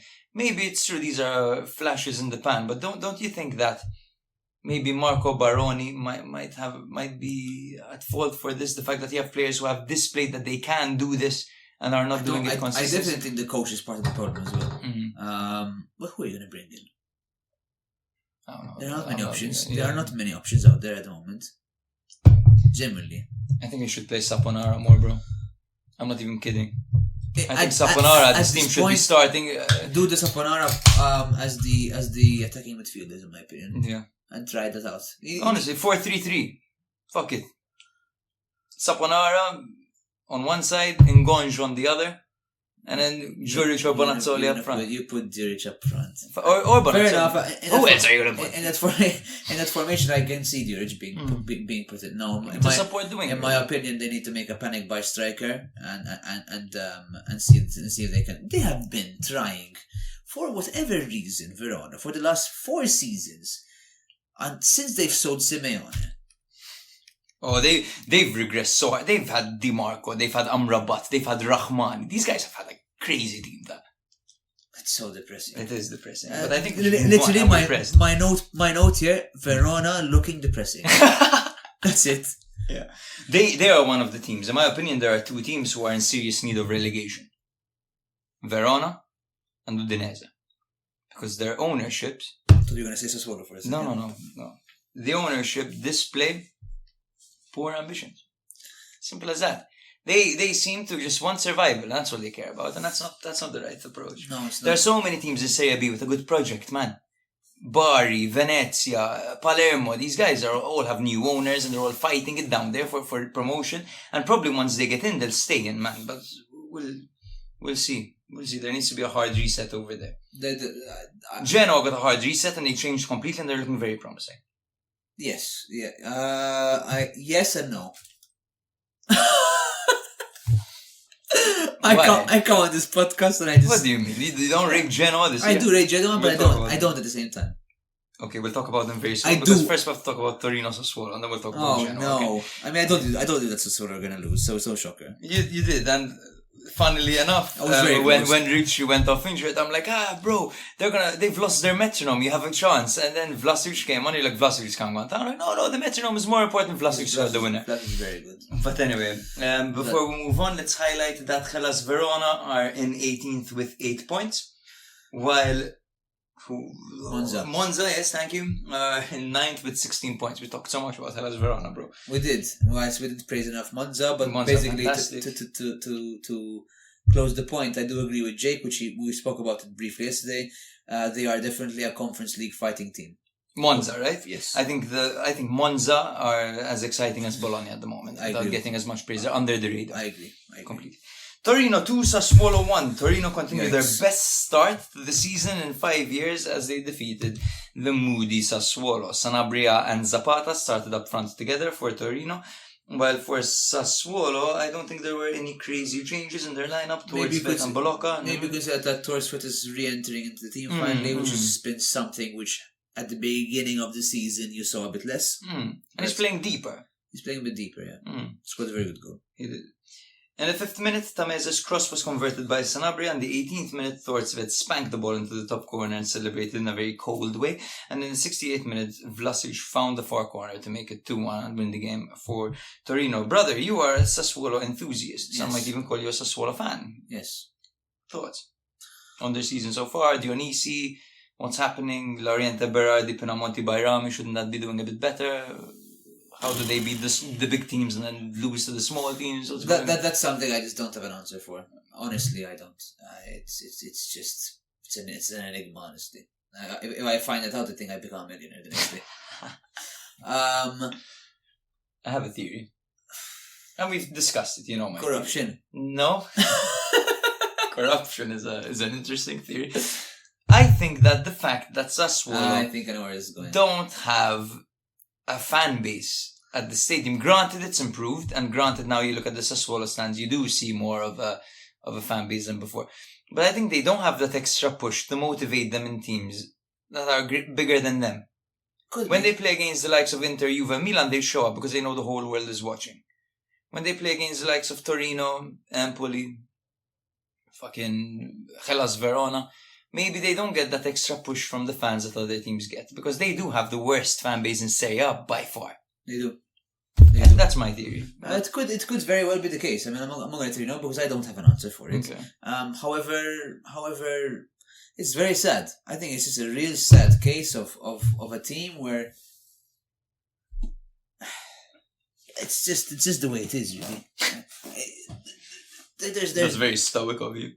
It is, but there's no other explanation. They just don't show up to these games, and you know they're going to lose. The second the start of the game happened, you know, if Sassuolo are not going to lose, they're going to get the closest draw in the world. The first 5 or 10 minutes, Torino had like 6 chances, and all of them were bloody close. And if it wasn't for Consigny's theatrics and fucking diving saves and his re-entry into decent form, they would have lost by like 3-0. Consigny's So weird. He's another So one. weird. But again, at the same time, he's 37 as well. Yes, but they've brought in Cranio. But next year, Cranio will definitely take his place. But I think Cranio, when you look at the profile of Cranio... Cranio had a great game against who the fuck was it? Against Spezia, where they won on penalties. He saved the penalty. He saved the last minute shot against I can't fucking remember his name. Spezia. It was Spezia. I can't remember his name. Anyways, okay, it was like an outside of the box shot.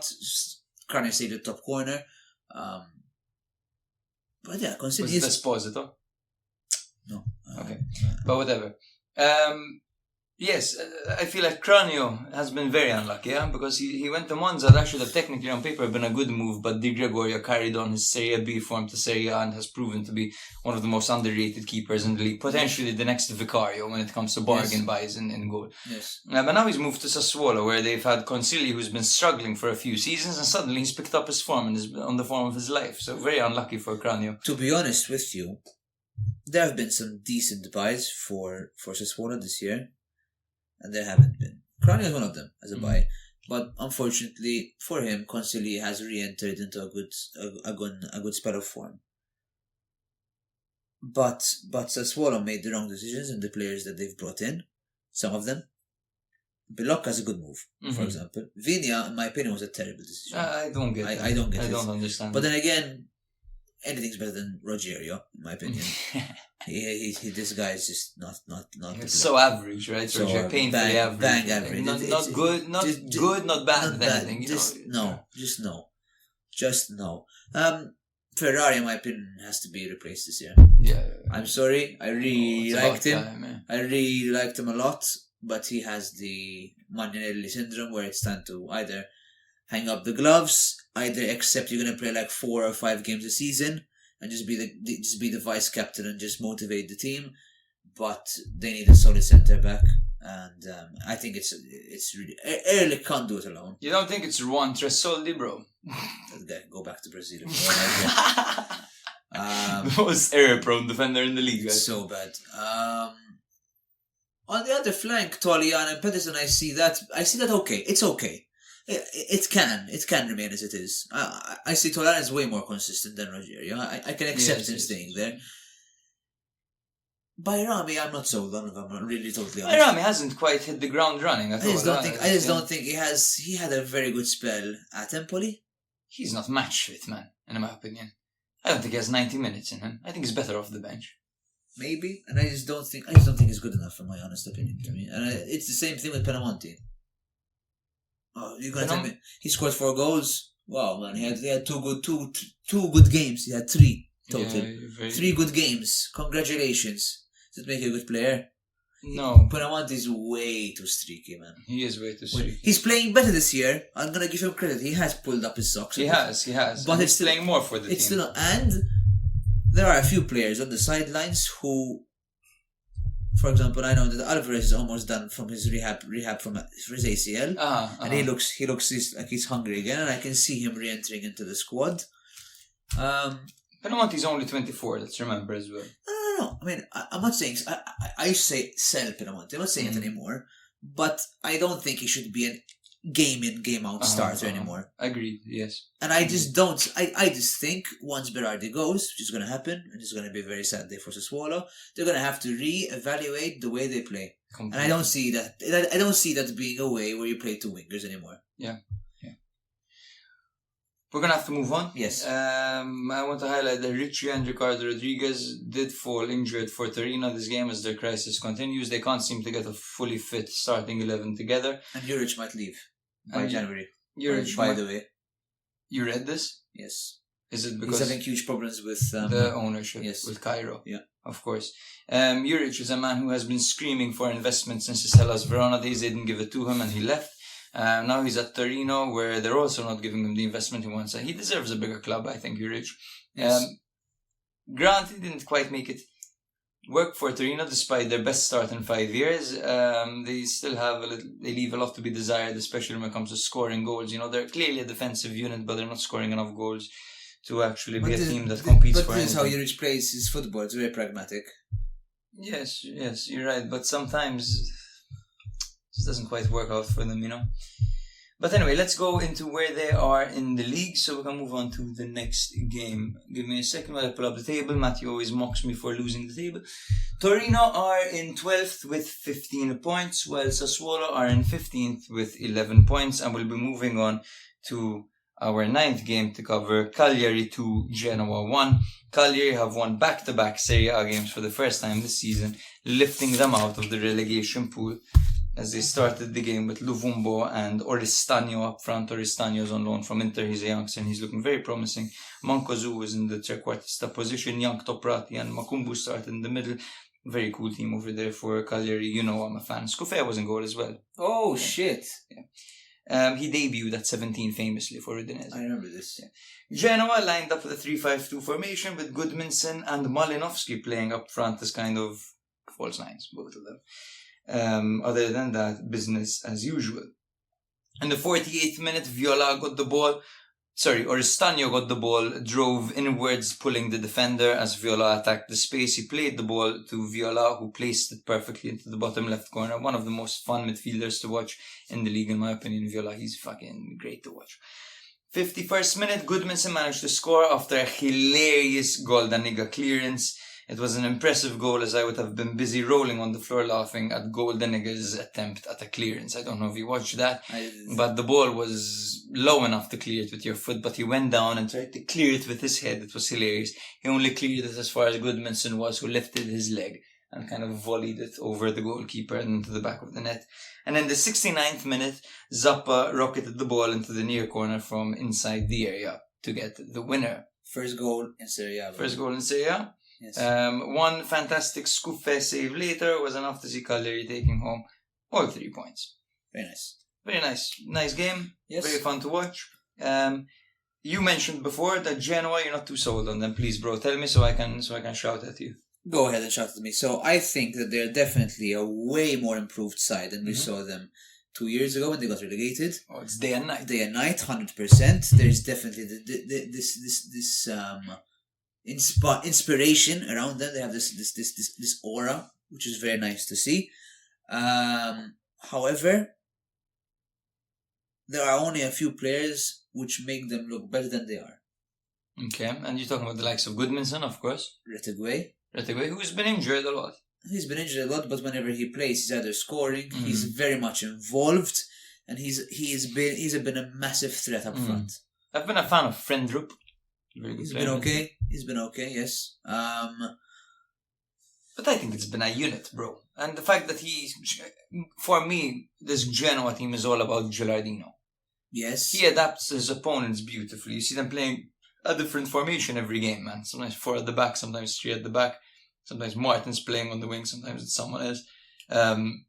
He's got, replacing Retegui, he's got the likes of Ekuban and Puskas, who are fucking terrible players. Let's be no disrespect, and they're not Serie A potential. They are terrible. They're not. Like you put them on Hellas Verona, they won't play a game. Somehow they won't. But this is my point, that I think Genoa, the second they get a few matches, they can slowly but surely begin to see like their old self again. Because they don't have the depth. That's why I was telling you that there are a couple of players who are pulling themselves up.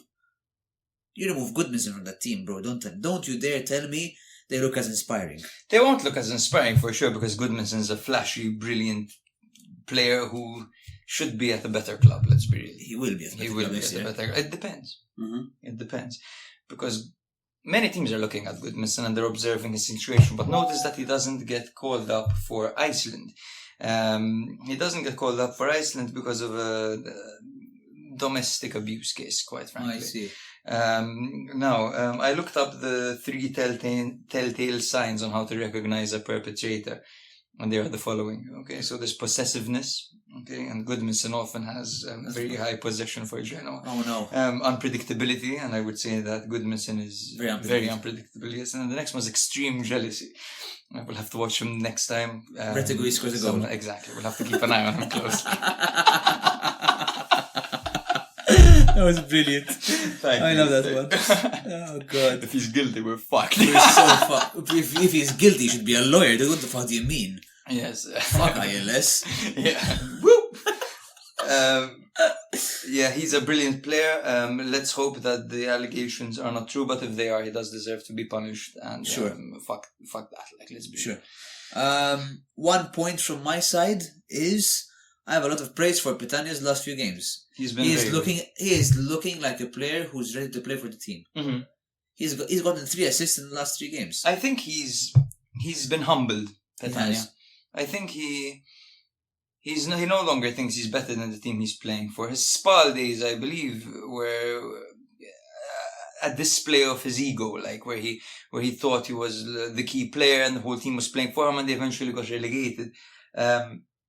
He's since been moved around, of course, didn't quite make it at Napoli, and now I think he's willing to fight for the team. And Cagliari do have interesting players that he can set up, and he's been good. I mean, yes, very good. This game, he set up the second goal, and I feel like this is an opportunity for Ranieri to be the catalyst for the season here with two back-to-back wins. Of course. I really like this team. I told you already, man. I thought I was worried about them, but I think the more that they play in Serie A, the more the better they will get. Even Youngto's settling now, man. Youngto looks really good. Yes. Yeah. And they have experienced players as well at the back as well. Fun fact: Hatzidiakos apparently is a handsome man, according to my girlfriend. I see. Yes. Are you jealous? No. No, I don't mind. Are you positive? No. Okay. You're fine. I'm good. Nice. Let's move on to the last game, which saw Frosinone take on Empoli and beating them with a score of 2-1 as they extend their unbeaten home run to 5 matches with 4 wins and 1 draw for Frosinone at home. They're becoming quite a force to be reckoned with, Eusebio Di Francesco's men. They lined up by starting the 17-year-old German wonder kid on loan from Bayern Munich. His name is Arjan Ibrahimovic, out on the left wing. He looks like a great player. Reiner, on loan from Real Madrid, was playing as a trequartista, and Soler, on loan from Juventus, was playing on the right wing. So safe to say that Frosinone is a team made up of young loanies from big teams, from world-beating teams. For Empoli, it was a 4-3-3 formation. Nothing crazy over here. Jazzy starting with Cancelleri and Caputo up front. Other than that, business as usual with Simone Bastoni getting the start at left back. Cancelled goal in the 20th minute was totally Ismaili's fault. He was pressed by Ibrahimovic, who played the ball to Marvin Ciuni, who has just recovered from the flu and would have scored his first goal for Frosinone, but it was offside. In the 58th minute, he made up for this disallowed goal by scoring our goal of the week. Well, my goal of the week. Mintoff disagrees. He backheeled an Ibrahimovic cross into the back of the net beautifully, one that the likes of Zlatan, Giroud and Quagliarella will be proud of. In the 74th minute, it was Ibrahimovic's turn to rifle the ball into the top corner, following a slick move by Reiner and Markitza. In the 86th minute, Caputo scored a well-executed header, which would prove to be only a consolation goal. And in the 87th minute, just a minute later, Caputo thought he had equalized, but the offside flag had been raised. For me, this is Ibrahimovic guy is the main talking point. He is a player who plays with so much confidence, and he seems to have more experience than he does under his belt. He's only 17 years old, man, and he makes the difference in games like this. He scored the winning goal for them in the Coppa Italia against Torino, and now he got his first start for Frosinone, and he got a goal and an assist. He looks great, man. He does look pretty solid as a player. I mean, it's only 2 games, so we'll have to wait and see, but from what we saw so far, he looks very mature for his age. Totally. I think more than praise for single players. I think some praise is to be given to the man himself. Who's that, Jake? The man himself, you're saying? Are you talking about Di Francesco? You are goddamn right. Yes, we totally have praised Di Francesco. Coming into the season, we thought that he might be one of the first to be sacked.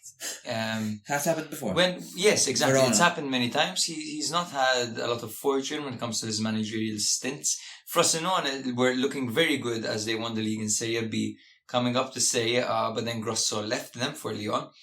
They brought in a bunch of young players from many of these big teams, and we didn't think that they would have enough experience. They don't have a single player over the age of 30 in their team, and they're starting 11.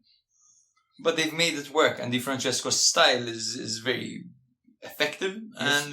and they're beating many teams, and I think they're here to stay for now. I think so far so good was all I can say. And I have to say that, despite all the bad stints he's had, Di Francesco, he finally has gotten it right, and I'm very happy to see him doing well, because he isn't a person without a lack of passion. Totally. So yeah, I think the way he's set up his team is very positive. It's very attacking orientated, and he has also had some unlucky injuries. Harawi was doing very well. He got a bad injury, so that ruled him out. And the players that they brought in to replace them have all been very positive changes. So Mazzucchelli looks very good. good. It was very good. He smacked the post twice this Yeah, game. it was very unfortunate. Yeah. And Markitza looks much better than he did at Sassuolo. Care to explain? I'm not a massive fan of Udinese, to be honest with you. Yeah, I thought you were. I'm not. No, I've many times felt like he's not the right man going forward. But then again, I could be wrong. Okay. I don't feel like he utilizes his strikers well enough. It could be the case. And that's a conversation for another day, as we have our question segment to get into. But before that, Frosinone currently sit in 11th place with 15 points, while Empoli sit in 19th place with 7 points. I got a quest. Welcome back to our question segment. To drop a question, you can find us on Twitter or Instagram. Of course, priority is given to our patrons. But to become a patron, it's only $3.99 a month. But let's go, bro. Our first question comes from Jonas Khan on Instagram, perhaps Jonas Khan. He says, Jesper Karlsson is in Motta's doghouse. How much patience does Motta have before shopping Karlsson? Now, I looked into it a bit. Karlsson is 25 years old. He's Swedish and he's a winger. He's signed for 11 million from AZ Alkmaar, who are basically a factory for producing young talent. He featured a lot in the first few games and actually has played pretty well, especially against Napoli in their 0-0 draw earlier this season, but has since fallen out of favour. He started 4 games so far and was brought on off the bench once. Do you know anything about Karlsson? Not too much. However, I think it's still a bit too early to say if he's been shuffled out or not. Starting 4 games out of 11 is almost 50%. Yeah, that's a good point. And coming on as well as a substitute shows that he still is somewhat involved. Maybe, as Motta is quite a genius, he has seen that there are better options to deploy rather than Karlsson. So I think we need to wait a little bit more before we start saying if he's going to be shelved out or not. I don't see Motta as the type of person to bring in a youngster and then shelve him out already. Yeah, totally. I mean, I'm sure it's all a matter of if Karlsson's willing to follow Motta's orders and work hard, then he'll definitely feature more. Yes. And he'll get his chance, because Motta has could be an attitude problem. It could be an attitude problem. It could be simply a competition problem, because when you look at Bologna's wingers, you have Orsolini, Salamakers and Doya, who have all hit the ground running over there. So yeah, we'll see. We'll keep an eye on Karlsson to see how he performs from now on. Taco on Twitter asks, is Claudio Ranieri one of the best at making subs and changes game after game? His subs have made an immediate impact. What do you think? I have to fully agree with Taco here. I think that Ranieri is a brilliant in-game manager. Not so much almost a man manager, although I still see him as a good one, or a tactician. But I think his in-game decisions based off his experience is stellar. Yes. When you look at their last 3 victories, I think he understands. I think he goes into a club and he understands his squad really well and how to use it. Yeah, maybe he's very emotionally intelligent as well, to keep players happy, to play them to their strengths, and to rotate them without actually offending anyone. They came back to beat Genoa 2-1, they came back to beat Udinese 2-1 in the Cup, and they came back from 3-0 down in the 70th minute to beat Frosinone 4-3. So he's a comeback king. He's a great manager who is sometimes favoured by a little bit of fortune, but he's a great manager. Yes. Max Camilleri on Instagram gives us a hot take. This Allegri Juve is the worst brand of football I've seen a heavy-hitting team play in over a decade. Heavy-hitting team. Heavy-hitting in the sense that they're competing for the title, I assume. Heavy-hitting. Isn't that meaning that the team is strong? Yeah. Is it? I mean, Juve are Juve as a club, sure, but Juve as a team. Juve on the pitch last season finished second. The team was a bit different. Was it? It was very similar. I would say that they've not lost anyone. Off the top of my head, it's true. I would say one of them for sure when it comes to worst brands of football. I mean, you're essentially a United fan. Moyes' United maybe was another bad one. No, I don't think it was that bad. No. What about the likes of Benitez's Real Madrid? Maybe very defensive, not quite. That was quite what bad. they're used to. Simeone at times for Atletico But can be quite that's negative. their style. Yes, I don't know. I think Allegri is one of the best when it comes to this pragmatic style of football. He's probably the best around. But at the end of the day, I think issues as fans, which is fair enough because you're spending your time, your few minutes, a few hours a day, in a weekend to watch football. You want to watch something which is entertaining. Mm-hmm. Arguably, Allegri is not playing entertaining football, or fun to watch, but it gets results. Mm-hmm. So that's where I find myself disagreeing a bit because it gets results, even though as unflattering as it is. So is it bad? Yeah, no. If it gets results, then it's definitely not bad. Definitely unflattering and ugly to watch, but effective, and pragmatic. That's what you need. But it's ugly to watch. I mean, I get it. For a fan, I mean, I get it. It's not ideal, but do you want to win or play fancy football? That's it. That's a good question. A combination of the two would be nice, but it proves Sure. hard to achieve. Kyle Domek on Instagram asks, is Milan the most bipolar team in Serie A with regards to form and attitude? Absolutely not. That club is Sassuolo. Sassuolo, right? It's either Sassuolo or Lazio, dude. I think Sassuolo takes the Sassuolo cake. Takes the cake by a country mile, in my opinion. He also backed the stats by saying in 2023, Milan has 19 wins in 45 games, 12 draws and 14 losses. That is quite bipolar in 2023, to be honest. But yes, Sassuolo are the kings of that, as they will defeat a giant and then lose to a nobody The next week. later. Yes. Charles Learman on Instagram asks, Bologna, the new revelation of the season. They've got an astonishing attack of Salamakers, Ferguson, Orsolini, and of course Joshua Zirkzee. New revelation of the season? I would say yes.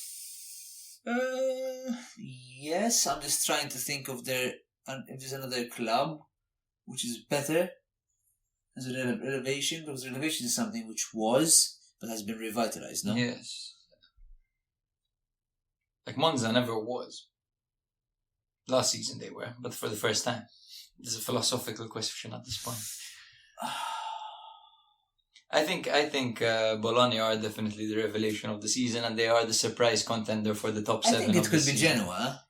Genoa, yes. Because Bologna, Genoa came back to Serie A, and they're completely different to how we remember them 2 seasons ago. That's what revelation is as a word. Now maybe I'm taking the word too literally here.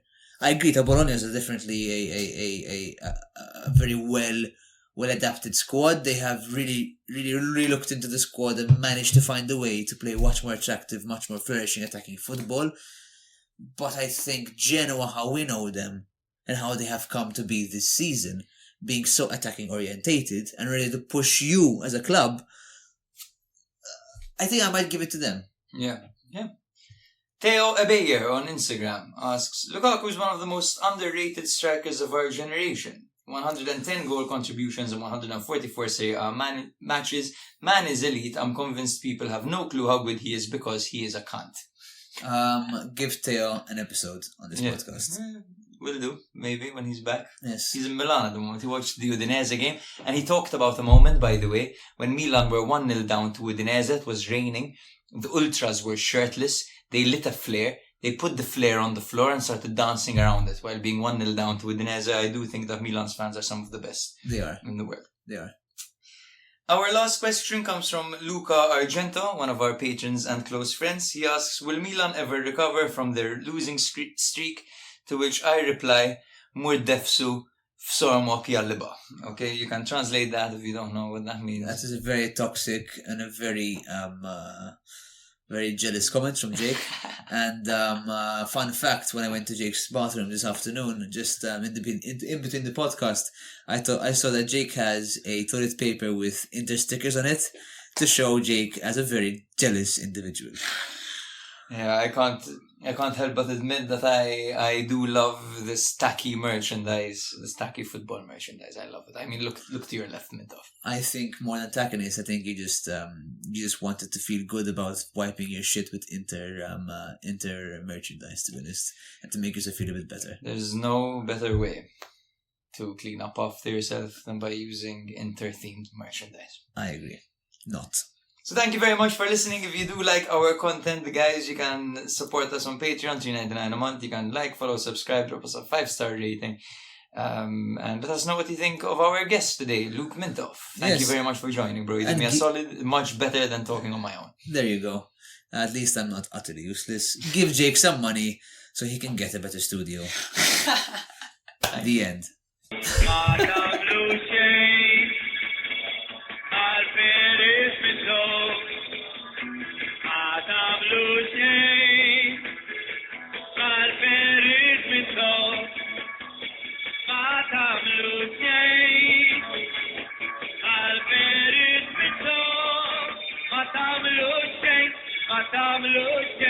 Madame Luce.